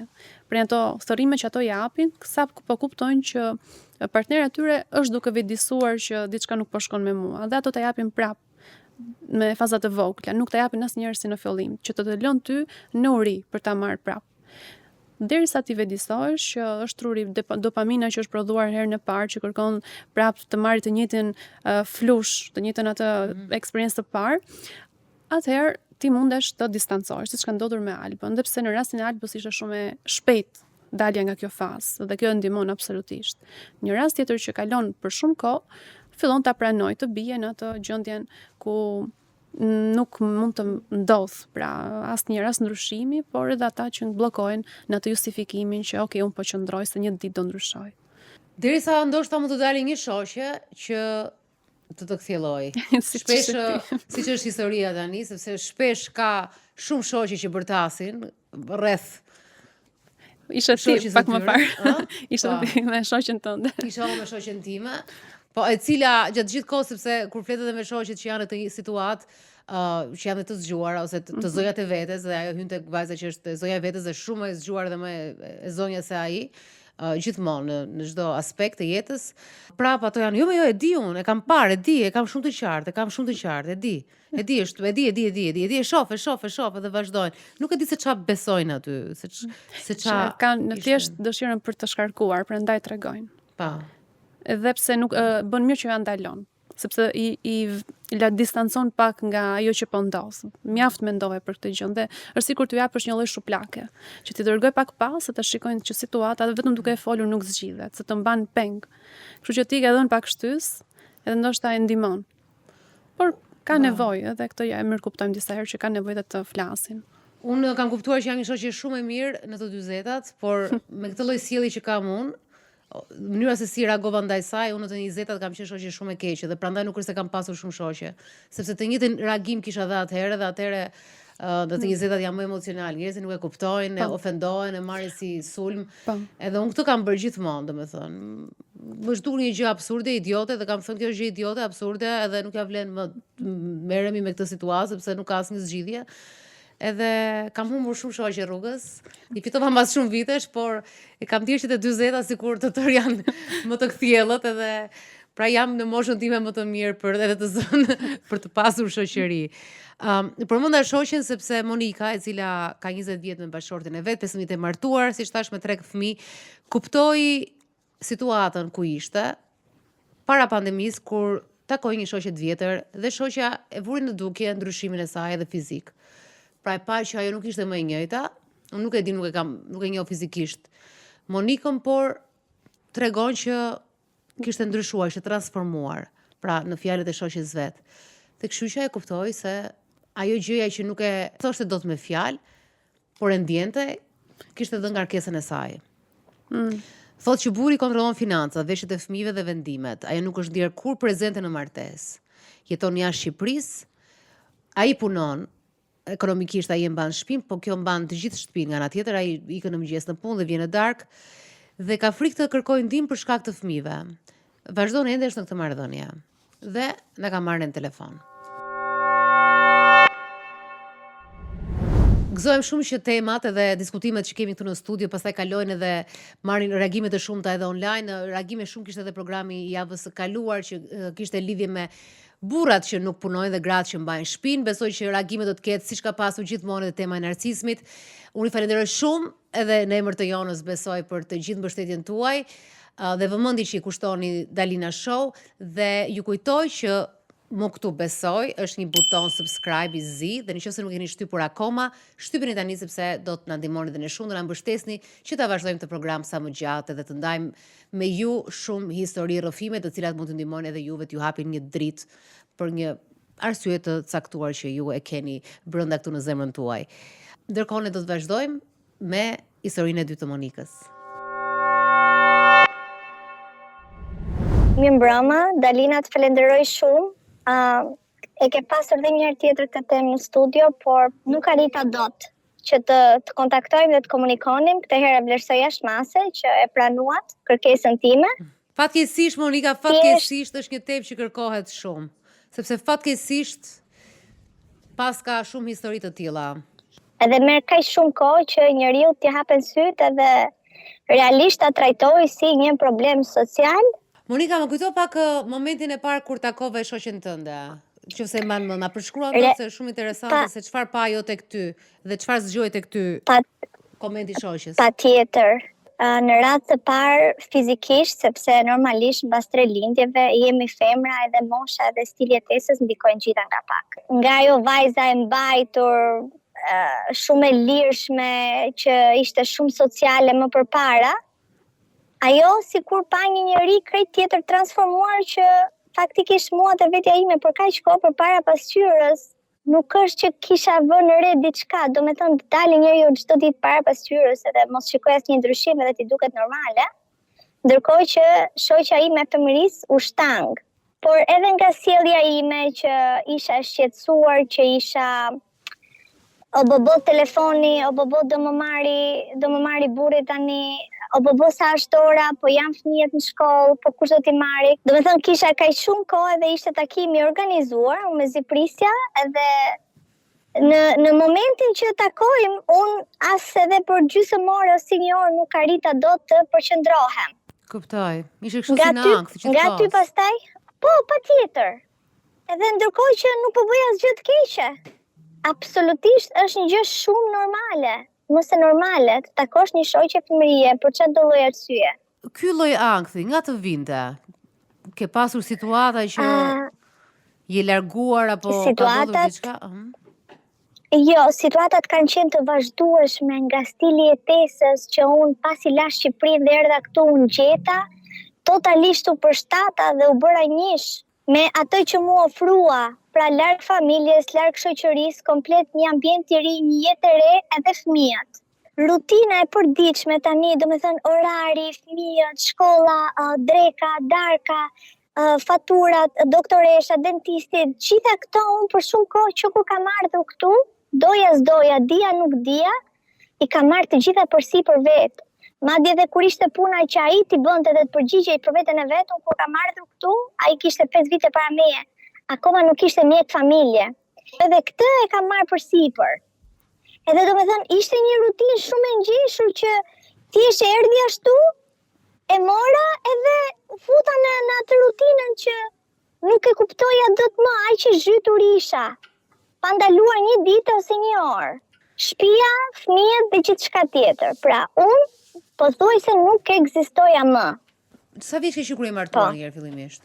20 vjeçe jam fejuar edhe 26 vjeçe kam ardhur këtu edhe kam lindur vajzën. 5 vite kanë qenë fejes, nga që familja ishte në mes, edhe unë nuk është që realisht e zgjodha 100% për dëshirën time, me qenë se ishte familja në mes, edhe tani 5 vite fejes, ai rinte këtu, unë rria në Shqipëri, vinte her pas here në vit, por që mangësia më e madhe ishte fejesa që e kam kaluar larg, edhe kur kam ardhur këtu pastaj gjavon. Se ke një orë tamam ato 5 vite, thua? Absolutisht, jo, absolutisht. Edhe për një farë kohë kam qenë komplet e verbër, e verbuar. Jo nga dëshira, po nga mos zgjidhja, nuk kisha zgjidhje tjetër. Nuk kisha ndryshime, opsione të bëja krahasime, nuk kisha këtë apo atë. Thjesht ndodha, erdha edhe u përshtata. Në vitet e para si ishte ai? Unë nga që jetoj atje me familjen, nuk kam parë asnjë lloj abstenimi nga ana këtij, për shembull që të më dalonte ose të thoshte jo këtu, jo aty, kam qenë shumë e qetë pranë familjes edhe mendoja, gjithmonë shpresa ime ishte që jeton jashtë shtetit, imagjino, Shtetet e Bashkuara, edhe kaq larg, domethënë ka një botë kuptim, tashmë domethënë mjafton se ka një botë kuptim komplet ndryshe për jetën. Nuk është si shumica në Shqipëri. Çfarë diferencë moshe keni? 9 vite. Okej, domethënë e njëri 20, ai ishte 29. Po. Kështu që dhe 5 vitet e para ti the nuk kishte asnjë problem. Sa herë vinte ai në Shqipëri? Po, ndoshta edhe 3 herë në vit. Po 3 herë është pak prap. Domethënë nga sa? Shumë pak është, 2 javë, 3 javë, kishte raste edhe vetëm 10 ditë për shkak të punës. Pak është, normal që është pak. Edhe ti më shumë i shikon si pushime. 1 muaj në vit, po e themi. 1 muaj në vit ju takoheshit fizikisht. Bravo. 1 muaj në vit me pushime, tamam, ai shifte si pushime, nuk është kohë më e fushme për të Absolutisht. Për të kuptuar një njeri. Absolutisht. Dhe ti ishe 20 vjet, kjo ishte historia e parë jetën tënde? Po e para. Mua nga zëri nuk e di pse më jep përshtypjen e një goce shumë të bukur. Se ke një zë shumë. Oh, faleminderit shumë. Faleminderit. Jo, nuk jam. Po më jep përshtypjen e një goce që i pyes vetëm pse me shkuesi, domethënë. Pse u lidhe në këtë mënyrë, po. Si duket, ashtu e ke menduar si ishte edhe vet, aq di atëherë dhe aq bëra që e njohe. Jo, unë kam qenë shumë e përshtatur, më falë që të ndërpres, edhe kushtëzuar nga familja, edhe gjithmonë kam pas bindjen dhe i kam besuar verbrisht familjes time. Ndërkohë që edhe familjen, kur vjen një ditë edhe do bësh zgjedhje tjetër, tani kam kuptuar që duhet ta vesh pak në pikpyetje. Po, atëherë absolutisht jo. Po këtu në këto 6 vite që jetoje këtu, jam kurioze, je marrë me diçka? Sepse atje ke kaluar direkt në një housewife, në një grua shtëpia. Patjetër. Këtu kishe ndonjë ambicie, diçka ishe investuar diku? Shumë ambicie kam pasur, por gjithmonë për shkak të problemeve familjare edhe ekonomisë edhe financës, gjithmonë e kam vënë veten time dytën edhe atëherë, edhe kemi emigruar edhe me familjen, para se të vija këtej, gjithmonë kam jam munduar të ndihmoj familjen, pra edhe shkollën e mbylla me shkollën e mesme duke mbaruar vetëm 2 vite, pastaj emigruam, pastaj u kthyem përsëri, edhe unë gjatë asaj kohe ndodhi edhe fejesa, plus isha kthyer nga një vend tjetër. Pastaj bëra një kurs parukerie, siç bënin shumica atëherë. Pastaj bëra edhe një kurs anglishtje sepse e doja ekstra kur të vija këtu, absolutisht nuk kisha ndërmend të vija deri këtu në fund të botës, të paktën pa gjuhën. Aq kohë sa isha atje edhe me mendjen gjysma këtej edhe gjysma atje, ky ishte maksimumi që arrita të bëja, edhe derisa edhe familja u normalizua nga ana financiare, me shtëpinë, me ekonomi, edhe nuk e di, më mori ajo rutina, isha si 50-50, gjysma këtu, gjysma atje. E di pse ta bëj këtë pyetje, sepse mund të thonë njerëzit ç'lidhje ka kjo me historinë e narcismit, por shoh, nuk e di, po shoh një gocë martire, kështu martirizohet. Domethënë edhe në emër të familjes, 20 vjeç, nuk e di pse, nga që mënyra se si flet dhe s'më bën sens me historinë, edhe ose u fiksova unë tash me të folurën e saj. Jo, bën shumë, por rrjedha e bisedës, nuk e di se ka shumë dritë, dhe ndërkohë është martirizuar. Ato është martirizuar për familjen, është martirizuar, nuk ka pasur se 20 deri 26 vjeç, mund të gjesh edhe gjëra që të bësh, domethënë, bësh me veten tënde. Martirizuar për familjen, për ekonominë, dhe pastaj e ka kaluar direkt pa e menduar fare, pra pa bërë asnjë lloj, ka kaluar në këtë marrëdhënie. Prandaj kur ka takuar shoqja, është shumë e drejtë që një shoqe do të zgjojë ty nga jashtë, sepse ti nga brenda s'ke si të zgjohesh. Marrëdhënia që kam këtu, edhe që po kaloj tani, edhe pas shuplagës që më dha shoqja, të betohem ndonjëherë, thellë, do kisha dëshiruar shumë që të paktën mos t'u zgjoja nga ajo. Isha zgjuar me atë, domethënë isha mësuar me atë rutinën, e përballoja deri diku ishte vënë edhe një rregull. Tani jam komplet e humbur, vetëm mendoj, jam edhe në grack nga ana financiare. Fëmijët gjithmonë kërcënohem që në rast se fëmijët do vinë me mua, jati absolutisht nuk paguan asnjë cent, sepse fëmijët tashmë i po paguan faktin që fëmijët do rriten larg jatit dhe po rrin me tjëmën. Edhe në rast të kundërt, në qoftë se fëmijët do i mbaj ai, unë duhet largohem nga shtëpia, pra nuk ekziston. Madje më ka kërcënuar, sa herë që kemi pas grindje të mëdha, më ka kërcënuar edhe sikur ti të largohesh nga këtu, nëse bën diçka kundra meje që unë do penalizohem, më ka thënë që gjallë nuk do të le. Ka kërcënuar me jetë, do thuash. Patjetër. Nga ana financiare, nga ana çdo gjë është në dorën e tij, figuron ai gjithandej. Unë kam qenë komplet e dhënë pas shtëpisë e pas edukimit të fëmijëve. Tani kam vetëm 5 vite që punoj, 5 vite, edhe punën prapë e kam marrë part-time, që të jem në gjendje, njëkohësisht, mos të shkoputem dot nga shtëpia ashtu sikurse shumica e femrave marrin punë 40 orë java, se fëmijët akoma janë në kujdesin tim. Edhe puna që bën ky tani e bën fal punës që bëj unë, sepse i mbuloj 4-5 procese tjera që e ka obligim për shtëpinë dhe për fëmijët, i bëj prapë unë që ky vazhdon të bëj atë punën që ka, edhe thotë që po ju mbaj unë, çfarë do bëni ju pa mua, çfarë punë bën ti. Përpara nuk e kuptoja dhe vuaja shumë e veten time. Domethënë, gjithmonë fund ditës fajsoja veten që nuk isha mjaftueshëm. Kur ja reflektoj sjelljen e atij, Dalina tërbohet. Bëhet njëri tjetër. Është gati të vej dorë, por janë fëmijët. Hera herës edhe unë shpërthej edhe nuk mbaj dot, por që janë raste me vërtet shumë ekstreme. Edhe është gati të humbi balancat. Tani nuk dua më ta bëj në këtë mënyrë. Paramendoj e ti, në qoftë se do ndahemi edhe të ndajmë financat, edhe ky të bie në një, nuk e di, ujdi, do me thënë që është e pamundur, është qikoj të pamundur. Monika, sjellja jote ndryshoi fill mbasi shoqja jote të tha këtë gjën që patë këty, pra ti filloi të ndryshoje më një herë, të kuptoje shumë gjëra, por edhe filloi të kundërshtoje. Apo kishe filluar dhe përpara? Ajo ishte fiks shuplaka. Shuplaka që mua më duhej që unë realisht vija në vete. Do me thënë edhe më përpara, herë mbas here ndaloja dhe mendoja dhe domethënë krahasoja disa gjëra e sjellje që nuk më dukeshin normale dhe nuk dukeshin si kur isha unë. Por që prap rutina e ditës, ngarkesa, hëse ishte një grindje, hëse do ndryshoj, hëse është në punë gjithë ditën. Po the Hëse diçka dhe unë ndoshta më shumë bëja më mirë. interesante më përpara, the që më mirë të mos jetoj me këtë vetdije që ai është kështu ose unë kam ndryshuar deri në këtë pikë. Sepse tani po e vuaj faktin që e di edhe prap jam duar lidhur. Ti ndërkohë je në një punë part-time, çfarë ndodh me këtë ekonominë që ti arrin të marrësh nga? Absolutisht, t'ja them kështu, t'ja them popullore, është fiks fjalë xhepi për shkak të orarit edhe punës të atill, por që unë për momentin me fëmijët në ngarkim, është shumë e vështirë të gjej një punë tjetër që ma pranon orarin që më duhet mua. Më fal, po nëse shkojmë pak më përpara kur ti shkove atje në shtetin ku ai jetonte, menjëherë u shfaq sjellja e tij kontrolluese ndaj teje, pra që të hoqi pjesën e drejtës për të punuar apo kufizime të tjera apo si ndodhi?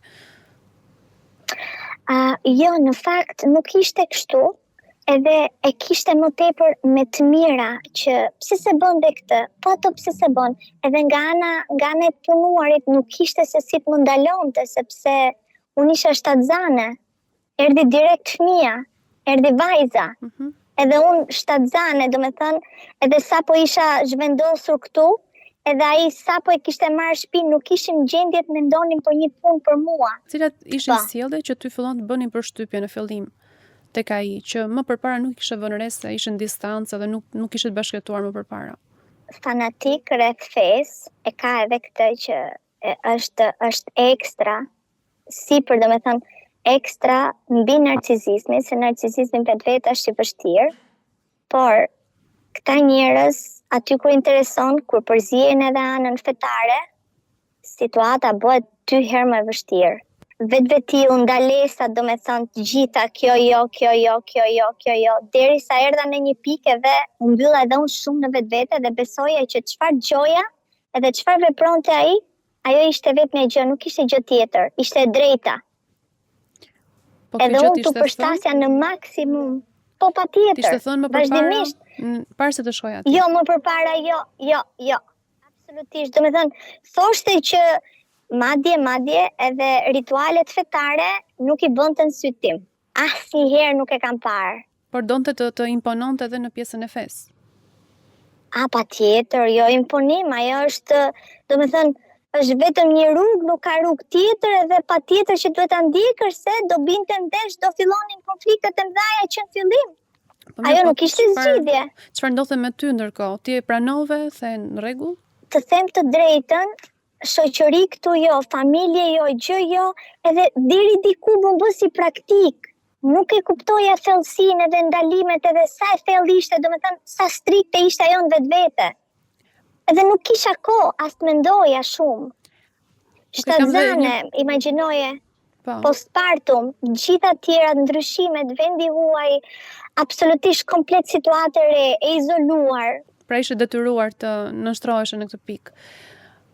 E detyruar në thonjza, do me thënë, jo me përballje. E thjesht ishin rrethanat, a shumë nuk ishin nga jambaje, ishin rrethanat. Ke pas një moment ku ti ke shpërthyer nga kufizimet që po të bëni dita ditës, kaluan kaq shumë vite me njëri tjetrin. Ke pas një moment ku thjesht ke thënë jo dhe doj të kthesh edhe një herë aty ku ke qenë ti si individ. Po, shumë edhe tani po e vuaj këtë gjë sepse shpirtërisht jam kthyer aty ku kam qenë. Por fizikisht dhe me rrethana jam këtu. Edhe është një shumë e çuditshme dhe pas kaq vitesh ka shumë raste që unë ndjem me huaj në shtëpinë time. Do ta kuptoj, ka ndryshuar kur ti ke shpërthyer, pra ka ndryshuar diçka në sjelljen e tij apo jo? Është munduar sërish të dominoj. Dominimin po, edhe e ka atë që nga fëmijët në mes gjithmonë e sjell situatën ku don ai dhe pa pasur parasysh asnjë lloj gjëje, domethënë ti je liga në fund, e kthen, e stërhollon situatën, unë nuk e kam akoma të aftësi. Jam ndryshe. Do me thënë, imi është ose përballje dhe shkon situata në ekstrem, ka pas raste gati ka degraduar edhe në dhunë fizike, se ta thash e kam kuptuar shumë mirë që narcisistit kur i pasqyron sjelljen e tij mbrapsh, aty e ka pikën kulminante. Ajo që kam kaluar unë kurizin tim eksperiencë, absolutisht jo studim. E pëlqen veten ai? Shumë. Ndërsa mua më thot, shikoj e ti veten tënde. E thellë kjo. Nga ajo që ti po përgjigjesh, nga pyetja në përgjigje që po jep, gjithmonë më shumë shikoj drama e vërtet që po ndodhte aty tek ju. Dhe janë shumë histori të tilla që kemi dëgjuar që prindërit narcis nuk i trajtojnë mirë se kur i përdorin fëmijët e tyre. Është dhe ky rast tek ty, Monika? Bravo. Ai e di shumë mirë që nëse do të më shkatërroj, edhe unë ta mbyll gojen, edhe ta dorëzoj situatën, fillon edhe i kthehet fëmijëve, ose përdor fëmijët, ose për shkakun tim, thot që sjelljen ja ke pasqyruar fëmijëve dhe ato më kthehen mua dhe më flasin mua dhe më respektojnë mua, një lloj sikur bën ti, për shkak se ti nuk i ke dhënë edukatën e duhur dhe respektin e duhur ndaj tjatit, ndërkohë që jati pothuajse kur nuk ka qenë prezent aty, kur. Edhe kur është në shtëpi, edhe sot e kësaj dite, nuk merr pjesë, gjithmonë ka një justifikim për ta shmangur fëmin, pastaj kur kthehemi darkë në shtëpi, bën sikur sa shumë e don atë fëmijë dhe sa shumë po mundohet për atë fëmijë, por që fëmijët nuk e dinë. Ti mund të bësh përpjekje të vazhdueshme, nuk e din nëse ti e munduar ndonjëherë të kërkosh dhe ndihmën e familjarëve të tu? E kam bërë, por fatkeqësisht janë fëmijët në mes, siç ju thash, edhe qëndrimi i familjes është ky që ata nuk kanë asnjë gjë tjetër për të më ofruar, veçse të hapin dyert e shtëpisë në Shqipëri ku janë. Ndërkohë që për mua tani pas kaq vitesh ti hedh poshtë është absurde, të marr fëmijët edhe ti iki. Edhe për më tepër ku po iki? E kam dhe të vështirë nga ana morale. Monika, cila do ishte dëshira jote në këtë moment? Çfarë do doje ti të ndodhte me ty? Dëshira ime vetëm të jetoj. Të jem një herë e lirë, ta bëj një gjë gabim. Domethënë, ti marr fëmijët të bëj një jetë normale, mos t'i them një herë çfarë ke veshur, çfarë po han, sa është ora, mos numroj, më falni për shprehjen, edhe ekonominë, sa është kjo, sa është ajo.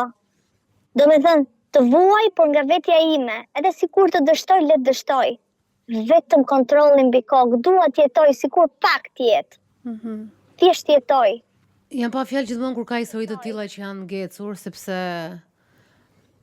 instinktivisht unë për shembull rri këtu dhe mendoj, ti them këtë ose të ndoshta po t'i hap syt këtu.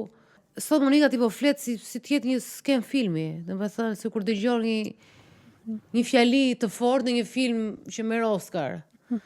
Edhe tha 2 herë, një herë sa keq tha që më hapi shoqja syt, se isha mirë në gënjeshtrën time, dhe tani thot dua vetëm gabimet e mia t'i bëj vet.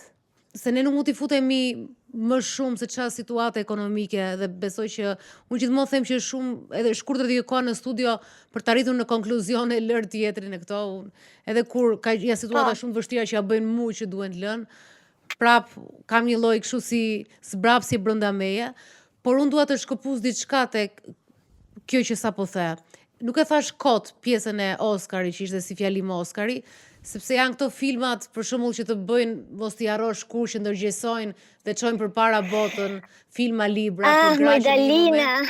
Se ti ato gratë për shembull që në kohën e nuk e di Emily Bronte apo shkrimtarëve të 1800-1700-s janë ato që morën bën lëvizjet e para sepse ishin në situata të tilla ku gratë as nuk shkolloheshin, siç është situata jote, as nuk punonin siç është situata jote. Dhe kishin burra që jo detyrimisht ishin narcis, po ishin thjesht burra në atë shoqëri ku gratë do ta mbyllin gojen, edhe të rinin në shtëpi dhe prandaj filluan revolucionet.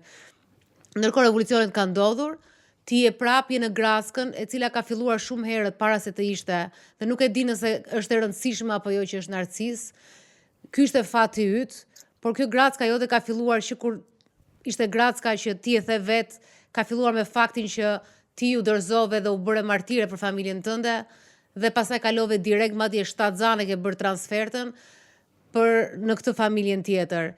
Gjatë gjithë kohës, domethënë, pa e kuptuar, ti ke qenë ajo vajza që ne të gjithë po luftojmë që mos jetë, Jo të mos t'jetë grua shtëpiake, se këtu duhet sqarojmë, ka shumë që zgjedhin, por ti ke qenë një grua pas zgjedhje. Dhe mua prandaj më vjen keq, që nga fillimi nuk po ta bëj dhe prandaj vazhdoj dhe acarojmë dhe do ta shoh foton tënde më vonë, të ma tregoj Lona se s'po më bëj të lidhjen e zërit, artikulimit, mënyrë çfarë thua ti që mua më dukesh dhe shumë kreative në mënyrën se si shprehesh. Dhe jo realisht, më vjen keq, nëse është arti im është dalloj të pjesë e njerëzit. Mos më bëj çaj. Më vjen shumë keq për ty. Më vjen keq për të gjitha grapa, për ty më vjen shumë keq se si të ka marrë jeta në këtë gjë, sepse të ka filluar shumë herët që ti nuk e bër asnjë lloj zgjedhje dhe tamam thash martire, se më kujtohet ajo shpreha martirë të demokracisë. Ke qenë martire familjes, ekonomisë, ke menduar gjëra që s'duhet ti mendoje fare. Absolutisht duhet ti mendoje. Okej, të mendosh për familjen, dhe tash je nën me kohë të plot, që është okej, por nuk je by choice, ti nuk zgjedh dot. Ajo që më vret edhe më shumë tani për momentin, përveç vetes time, është edhe fëmijët, ambienti që po rriten në shtëpi, edhe nesër pas nesër edhe ata për shkak të jatit të ndihen të detyruar të bëjnë atë që jati don, edhe të vazhdojnë atë zinxhirin që unë e kam kaluar dikur. Kjo realisht, kjo nuk më lë të flej natën. Kjo është pasoja. Kjo është pasoja. Rrisin fëmijë me shumë aks. Mua më bëri një përshtypje një gjë, Monika, tek ato gjërat të jashtëzakonshme që the, që më vrau pak, që the, edhe në qoftë se unë do bëja një ndryshim, kam edhe këtë përgjegjësinë morale. Këtë pastaj thash, okay, se këto janë ato pjesët që ti ke qenë te ky zinxhiri dhe ke të vështirë, se përgjegjësia morale në këtë fazë ku je ti dhe çka kërkon ti është e fundit fare, morale ndaj kujt? Pra morale ndaj kujt? Pra ti kalove nga nëna dhe babait e burri. Morale, do të thënë kujt duhet t'i shpjegohesh. Dhe këto pastaj janë, unë mendoj që kur të hapen syt, nuk i mbyll dot më, besoj. Për të mbyllur nuk do mbyllen më. Ty tu janë hapur syt. Sa do e dhimbshme. Pa. Dhe që ka një arsye, pra gjëra bëjmë për një arsye ka. Që ti do jetë merje për shembull për narcizmin në herën e parë dhe mbaroi koha, mbaruan temën, mbaroi emisioni dhe ja e hapën prap tani dhe do të flisje dhe se këto gjëra që thej që edhe mua më bëri të mendojmë, sepse këto janë raste realisht, prandaj thashun që janë bërë gjithë lëvizjet e botës për këto raste të grave, për rastin tënd që gjynaf në 2026-ën.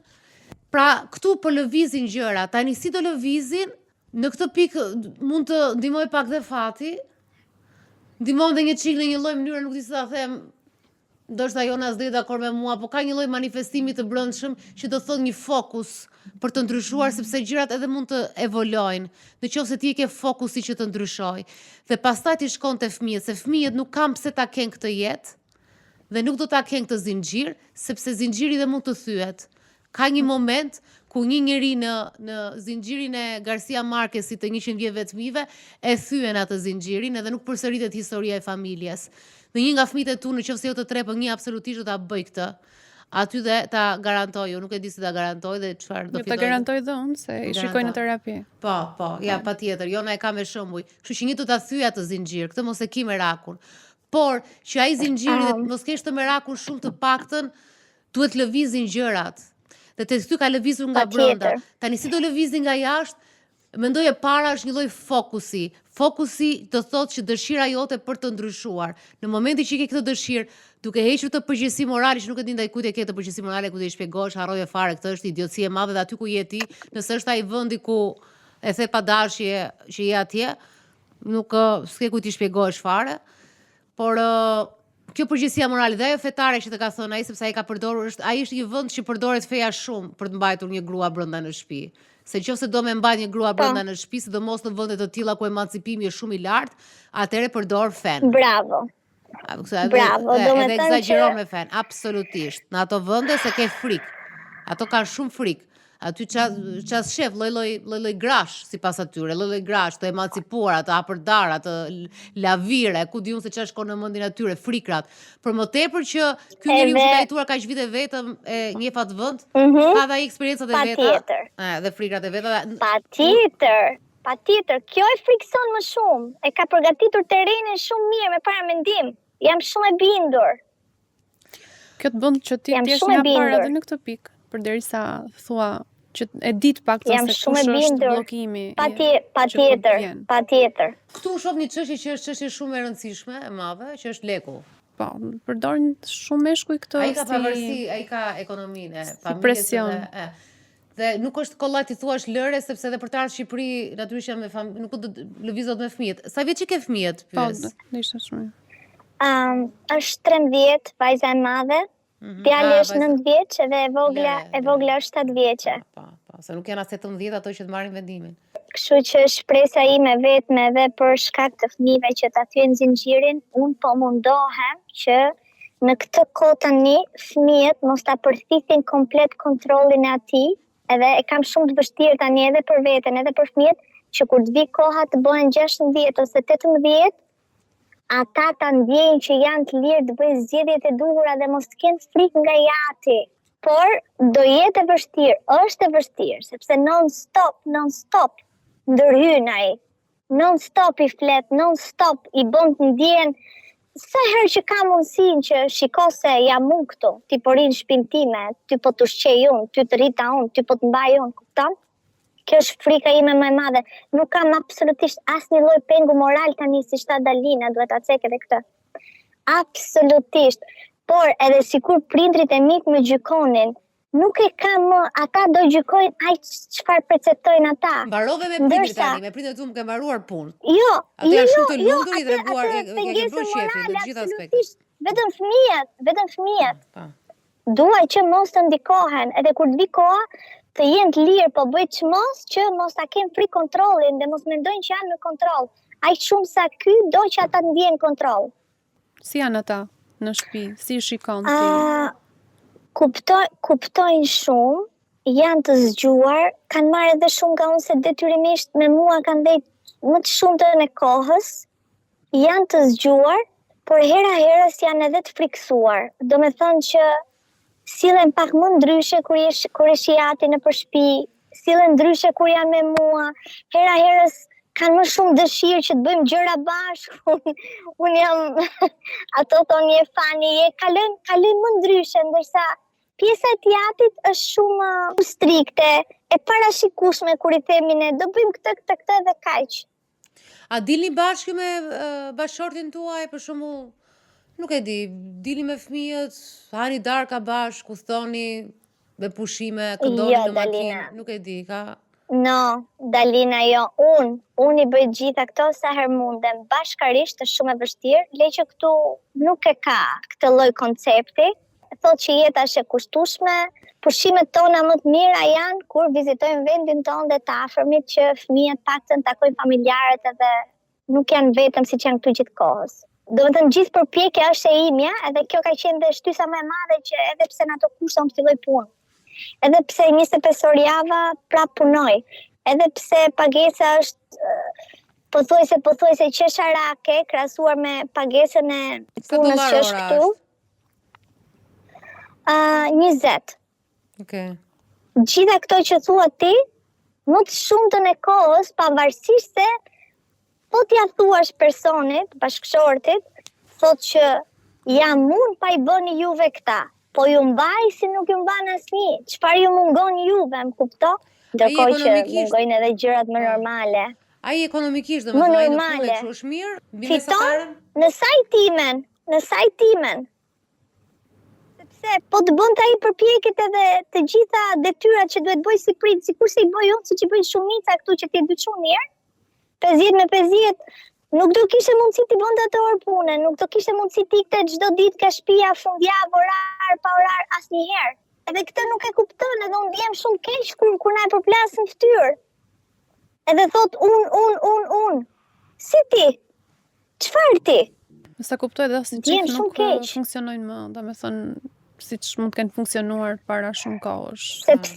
Sepse nuk e pranon më këtë sjelljen time, nuk e pranon më që nuk më manipulon dot, nuk e pranon dot më, domethënë thjesht mundohet të më fajsoj gjithë kohës.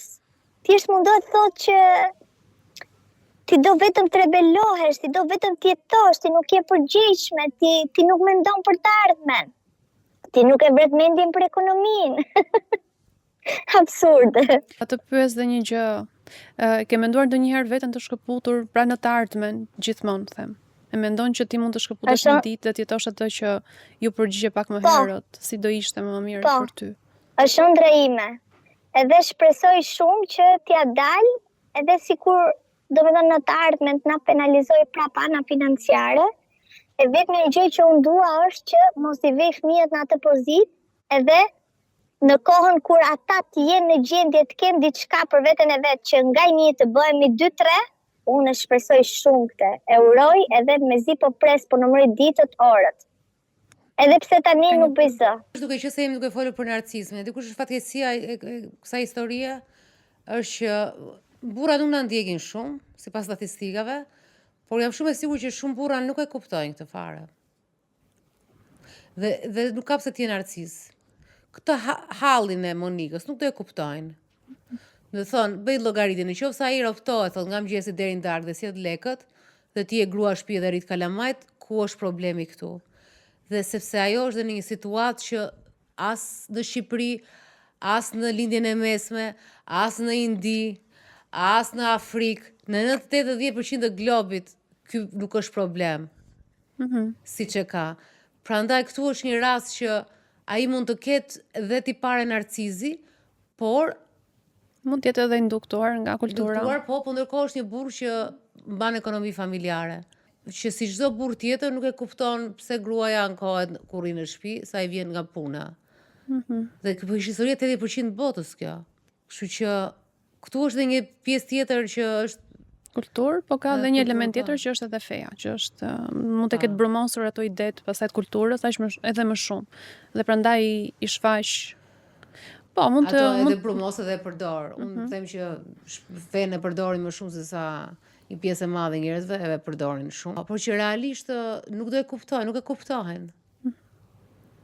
Shiko, sërish, elementi empatisë bën diferencën këtu. Kur kemi të bëjmë një rast narcisisti, për shembull, ai nuk ka empati fare për ty.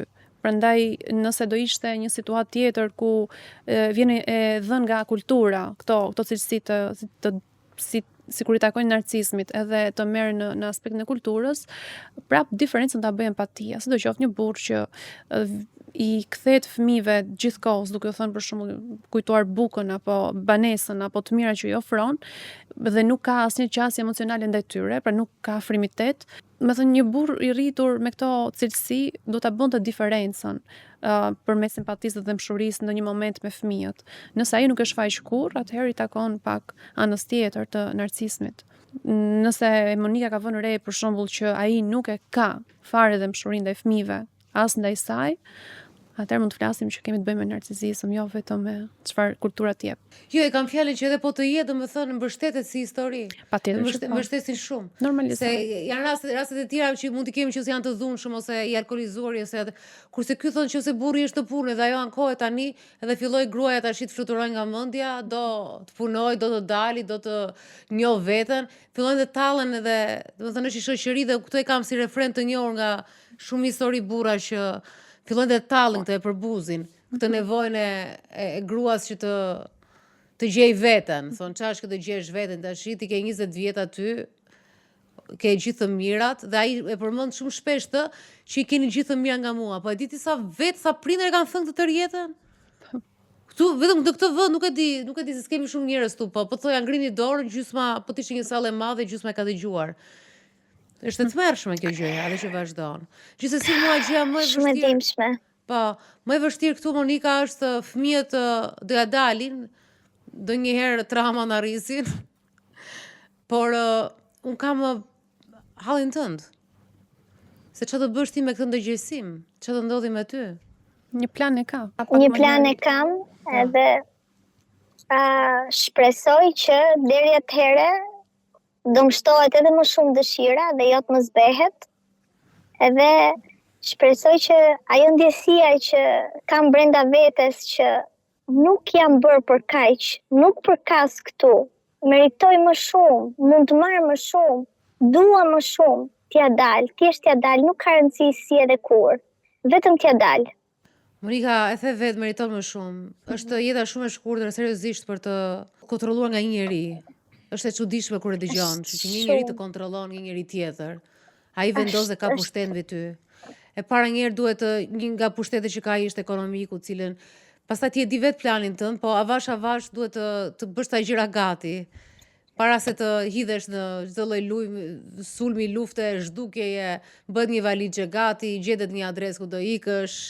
Pra bën ato lëvizjet para se të fillosh të bësh atë që më vjen shumë keq kur jemi në këto situata që bëjmë këto muhabete. Jo, në fakt, kjo është një strategji që ju jepet personave që duhet të dalin nga një marrëdhënie me një narcisist ose me një person abuzues, që planet ndonjëherë të daljes duhet të jenë të fshehta, sepse nëse deklarohen atëherë ata fillojnë edhe të manipulojnë sërish. Këtë doja nga jona realisht, do me thënë një këshill për mbledh, se unë e kuptoj shumë mirë edhe do e vlerësoja shumë nëse ajo ma thot edhe nga ana profesionale, edhe nga ana eksperiencave që ajo ka si terapiste, psikologe, unë e vlerësoj shumë. Do me thënë, këshilla jote cila do ishte të vazhdoj të veproj në fshehtësi edhe të bëj budallaçkën? Plani i daljes nga marrëdhënia duhet të jetë i fshehtë për këtë rast. Nëse ti nuk ke suport familjar, nëse shikon që kufizimi është i dukshëm ekonomik dhe tashmë ti ke filluar të ndërtosh pak a shumë ta hedhësh hapin ose je duke punuar, mund të arrisësh më tepër kërkesën tënde për punësim në lirinë që mund të ofroj koha jote, dhe kjo do të bëjë që pak nga pak të kesh një siguri më të madhe kur të dalësh, sepse shikoj që frika jote është përballja me kërkesat edhe përgjegjësitë e fëmijëve, kur ai të thotë për shembull që unë nuk do mbuloj asgjë nëse ti del. Patjetër që kjo gjë do të ishte një sugjerim për ti të ndërtoje planin e pavarësisë financiare. Sepse me sa kuptoj, kjo është çështja shumë marrëdhënieve, jo vetëm e jotja, por shumë marrëdhënieve kur janë një situatë të tillë. Kuptoj, shumë qartë. Monika, ta mbyll dhe unë me një gjë për të thënë që ndërkohë që bëm planin e fshet, e the në një moment kam frikë se mos tërhiqem.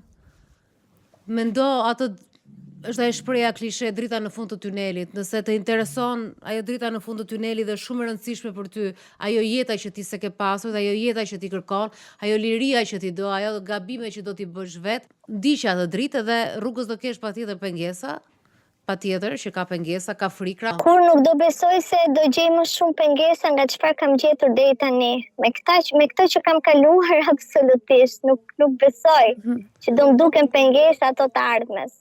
Nuk e besoj. Ke shumë të drejtë. I bën shumë mirë që e di këtë gjë. Nuk janë. Edhe kur je vetëm dhe madje kur ke mbajtur dhe shtëpinë vetëm, pavarësisht ekonomikisht kush e ka mbajtur, kur ke mbajtur vetëm shtëpinë, ndonjëherë edhe mbasi bën ndryshime të mëdha, prapë jeta është njësoj sepse ti e ke mbajtur gjithsesi shtëpinë. Patjetër. Dhe ne kemi jam femër dhe shumë herë është dashur të veproj si mashkull. Patjetër. Dhe Zoti, dhe tashmë si femër duhet të themi deri në fund, jo mos si mashkull. Po edhe Zoti është shumë i çuditshëm kur do diçka shumë edhe je në të drejtë tënde, domethënë, ato që meriton dhe që dëshiron. Zoti, universi quaj si të duash, i rregullon gjërat në një mënyrë që të hapen sy, të krijohet, ka një vështirësi, po të hapet një derë tjetër edhe po vazhdo me këtë planin, nëse kemi të bëjmë me këto tipare narcizmi, me këtë lloj njeriu, vazhdo dhe ndiqe këshillën e Jonës, sa më në heshtje vërtet, sepse është ai manipulimi i fortë dhe nga ana tjetër mos harro që ti je në një sindrom Stockholmi, sepse ke kaq vite që je, si thua, je në një marrëdhënie ku je bindur atij, si thua, je bindur këtij lloj poshtrimi në thonjza, që të është bërë, edhe sado që ti je ndërgjegjësuar, prap ke akoma do kesh her pas here edhe ti parë që do dalin nga një histori shumë e gjatë e jotja që je bindur shumë. Dhe unë besoj që nga bindja është si ai muhabeti kur je shtrirë dhe çohesh direkt, domethënë, edhe tulet tensioni, terrë sy dhe thon çohu ngadalë. Kështu që edhe ti në këtë zinxhir shumë të gjatë bindjeje ndaj familjes, në këtë zinxhir të gjatë mos zgjedhjesh, pastaj bindje ndaj burrit, edhe ajo goditja menjëherë mund të të frenoj. Kështu që përgatit veten në përgatit avash, por mos shumë fokusin, synimin, pikë synimin, atë targetin e fundit. Çfarë do ti dhe targeti yt është liria jote. Që është një fjalë që edhe kjo vazhdon urrejt, po është liria për të liria për Dhe do thoya edhe diçka edhe pse është jashtë po. profesionit tim, po të interesoj edhe më shumë për ligje dhe mbështetje që mund të marrë në rast divorci, sepse nuk janë gjithmonë ato presionet që një burr thot. Ndodhin që e kanë detyrim pastaj të mbajnë fëmijët, jo që duan apo nuk duan. Kështu që edhe një interesim për ligjet në vendin ku është mund të japi një lehtësim, ndoshta në këtë moment ku Jo, burra për të raste do të dëgjosh fare se kam zero informacion për pjesën e divorcit apo çfarë ndihmar sociale ofrojnë shtetet, qoftë edhe Shqipëria dhe kanë zero interes ta kenë këtë informacion, edhe padyshim edhe nëse e kanë dëgjuar do përdorin informacione kundërt. Kështu që Monika, absolutisht aty ku je ti ka lloj-lloj mënyrash për të ndihmuar, nuk është vetëm historia jote, dhe ka shumë imigrantë të tjerë. Është një vend imigrantësh, kështu që absolutisht ka mënyra për të ndihmuar. Shpresoj që po, edhe e kam nisur interesimin, po mundohem gjithmonë paron sy. Edhe një gjë tjetër, nuk e di se ku je atje, se ajo është vend që mund të ketë hapësira shumë të mëdha dhe largësi shumë të mëdha nga qyteti, apo nuk e di se çfarë zone je, por edhe këto bashkësitë e grave, atje ka komunitete që mblidhen bashkë dhe ato mua kam dëgjuar shumë histori që kanë ndihmuar shumë. Vetë të flasësh të dash historinë me njerëz të tjerë sepse kanë zgjidhje. Pra po të gjesh për shembull atë part-time-in tënd, edhe një moment se ka absolutisht shumë organizime atje të grave, qoftë edhe grave të imigrante, sa për të folur, e të ndihmon shumë ai socializimi. Qoftë edhe poçaria, kupton, kursi poçaris po them, nuk e di. Absolutisht kërkoj edhe këto sepse mund të gjesh zgjidhje dhe gra që kanë të njëjtat historisë si ty. Faleminderit shumë Dalina, e vlerësoj jashmase, ishte një bisedë shumë e këndshme, unë ndjeva shumë mirë që të paktën për një orë isha vetvetja. Ose mundësi. Është e rëndësishme ajo. Edhe ne të treja që po flasim këtu, janë edhe 5 të tjerë që fillojnë reflektojnë që janë në këtë situatë, pavarësisht se kur flasim duket sikur situata na përket vetëm neve dhe është e jona vetëm, po ky është dhe qëllimi i misionit që ta dimë që si jemi asnjëherë vetëm. Madje kishte shkruar dhe dikush tha, unë do të flisja për narcismin, për historinë time, tha, po pastaj thash lëre se zoma kuptoj njërita se kam vetëm unë. Dhe unë ndërkohë që lexoja thoja, jo këtë histori kam dëgjuar 100 herë. Monika, të lutem mos hum fokusin. Çfarë do të jetë ai për veten tënde, për të mirën tënde dhe për të thyer atë zinxhirin famkeq të historisë familjes tënde, mos e hum fokusin. Sido që të jetë ai dhe besoj që Faleminderit. me këtë dritë që ke në zë, besoj që do ja dalësh ta ndriçosh edhe rrugën tënde. E bëra shumë poetike këtu. Faleminderit. Shumë faleminderit. Faleminderit shumë. Kjo tema nuk do të mbaroj kurrë, por ne sot vendosëm që ta bëjmë me 2 histori, sepse u morëm gjatë me të dyja historitë dhe ishin një histori që e kapi shpejt, po, narcismin, atë do të thënë tiparet e narcistit, edhe një histori tjetër që nuk po shkëputet dot. Pra ishin të dy ekstreme dhe pastaj histori të tjera që kanë ardhur janë rreth këtyre historive. Dhe më shumë jona sot më interesonte që ta analizonim, të futeshim çik më thellë, edhe të kuptonim dhe gjëra të tjera, jo vetëm të si thua të shijojmë, nuk e di në thonjza dramën e tjetrit. Po. Atë pjesën që edhe ajo është interesante për njerëzit, por doja që të kalonim çik më në analizë. Po e vështirë rasti Monikës, në fakt. Këto raste gjithmonë vra re që u përfshive më shumë te ky rast. U preka dhe prekem gjithmonë nga këto, domethënë jo e marr personale, po e ndjej shumë historitë e grave të bllokuara, që janë në pozita shumë të vështira. Kem pasur dhe histori të tjera që realisht duhet sikur nuk kishin zgjidhje fare. Ka që të mbaj mend një histori një gruaje nga fshatrat e Veriut, që ishte kishte 40 vjet ajo më duket, nëse të kujtohet, në një histori. Domethënë janë këto gratë që stin ku të shkojnë, që kanë kalamaj, që janë gra shtëpiake. Edhe gjithë kjo lëvizja e grave për edukimin, emancipimin, nuk është për mos i bërë gratë, domethënë të jetë kundër familjes, kundër të qenë shtëpiake, po le të jetë ajo një zgjedhje dhe le të jenë ato bashkëpunëtar. Kështu që këto janë situata të cilat s'ke dhe si ti vësh gishtin se bëre shkollën. Ashtu ishte situata e saj dhe nuk e kuptoj. Tash ajo po ndëgjësoj dhe është një moment që ajo unë besoj që mund t'ja dali, se ja kanë dalë me qindra mira gratë të tjera. Por kishte edhe një element tjetër që vura re, në base e ke intuit tënden, kupton një potencial të një person dhe ti nuk do ta lësh ato që mos e jetoj. Pra i thej që unë shikoj tek ty kreativitetin, shikoj tek ty disa elementë tjerë që janë nxite. Po sepse ajo e kishte, sepse shiko, ka ca njerëz që unë për shembull dorëzohem. Më ndodh dhe më ka ndodhur dhe unë jam dorëzuar dhe nuk i flas. Janë njerëz që gjejnë gjithmonë mbas një fjalie gjejnë një justifikim. Ata te unë ata hiq dorë. Këto e kam problemun. Dhe edhe kur gjejnë justifikime, kurse kjo dhe mënyra se si e kisha realizuar gjë dhe se si e tha, dhe plus artikulimi dallohen kur ke diçka. Pra ai ishte në terren që nuk i ka vënë atë të rritet. Në pusin e vet, nuk e di, është futur në pus aty, nëse ka rritur s'ka bërë zgjedhje, është shtyr drejt saj e ka marrë si të mirëqen dhe duke marrë si të mirëqen edhe ka shijuar, edhe i është dukur normale. Dhe prandaj fjalia ishte fantastike. Ajo që tha më hapi syt shoqja ime bëri gabim. Prandaj thashun ai është fjali filmash. Është ai momenti kur thua ç'a do bëj unë tash me jetën time. Domethënë është fjali Hollywoodi në fatkeqësisht. Dhe mendoj se ja përforcove shumë ato që shoqja i ka lënë. Është dhe mosha tash që ke të ndërgjegjësimin dhe sigurinë për të bërë gjëra. Okej, pra këto ishin historitë e sotme. Gjithmonë gjëra të reja për të dëgjuar, për të mësuar edhe për të hapur syt. Dhe uroj që siç janë hapur Monikës edhe dikujt tjetër duke dëgjuar të programi janë hapur syt. Po. Paktën edhe mbas realizimit të dhimbshëm që pse mu hapën syt, të ketë edhe një të fillojë ndryshimet, sepse gjithmonë ka vend për ndryshim dhe jeta është jote dhe siç tha edhe Monika, pse nuk e meritoj unë të bëj jetën që dua.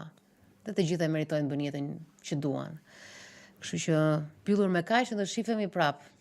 Të dielën. Bashkë, të dielën. Natën. Ándale.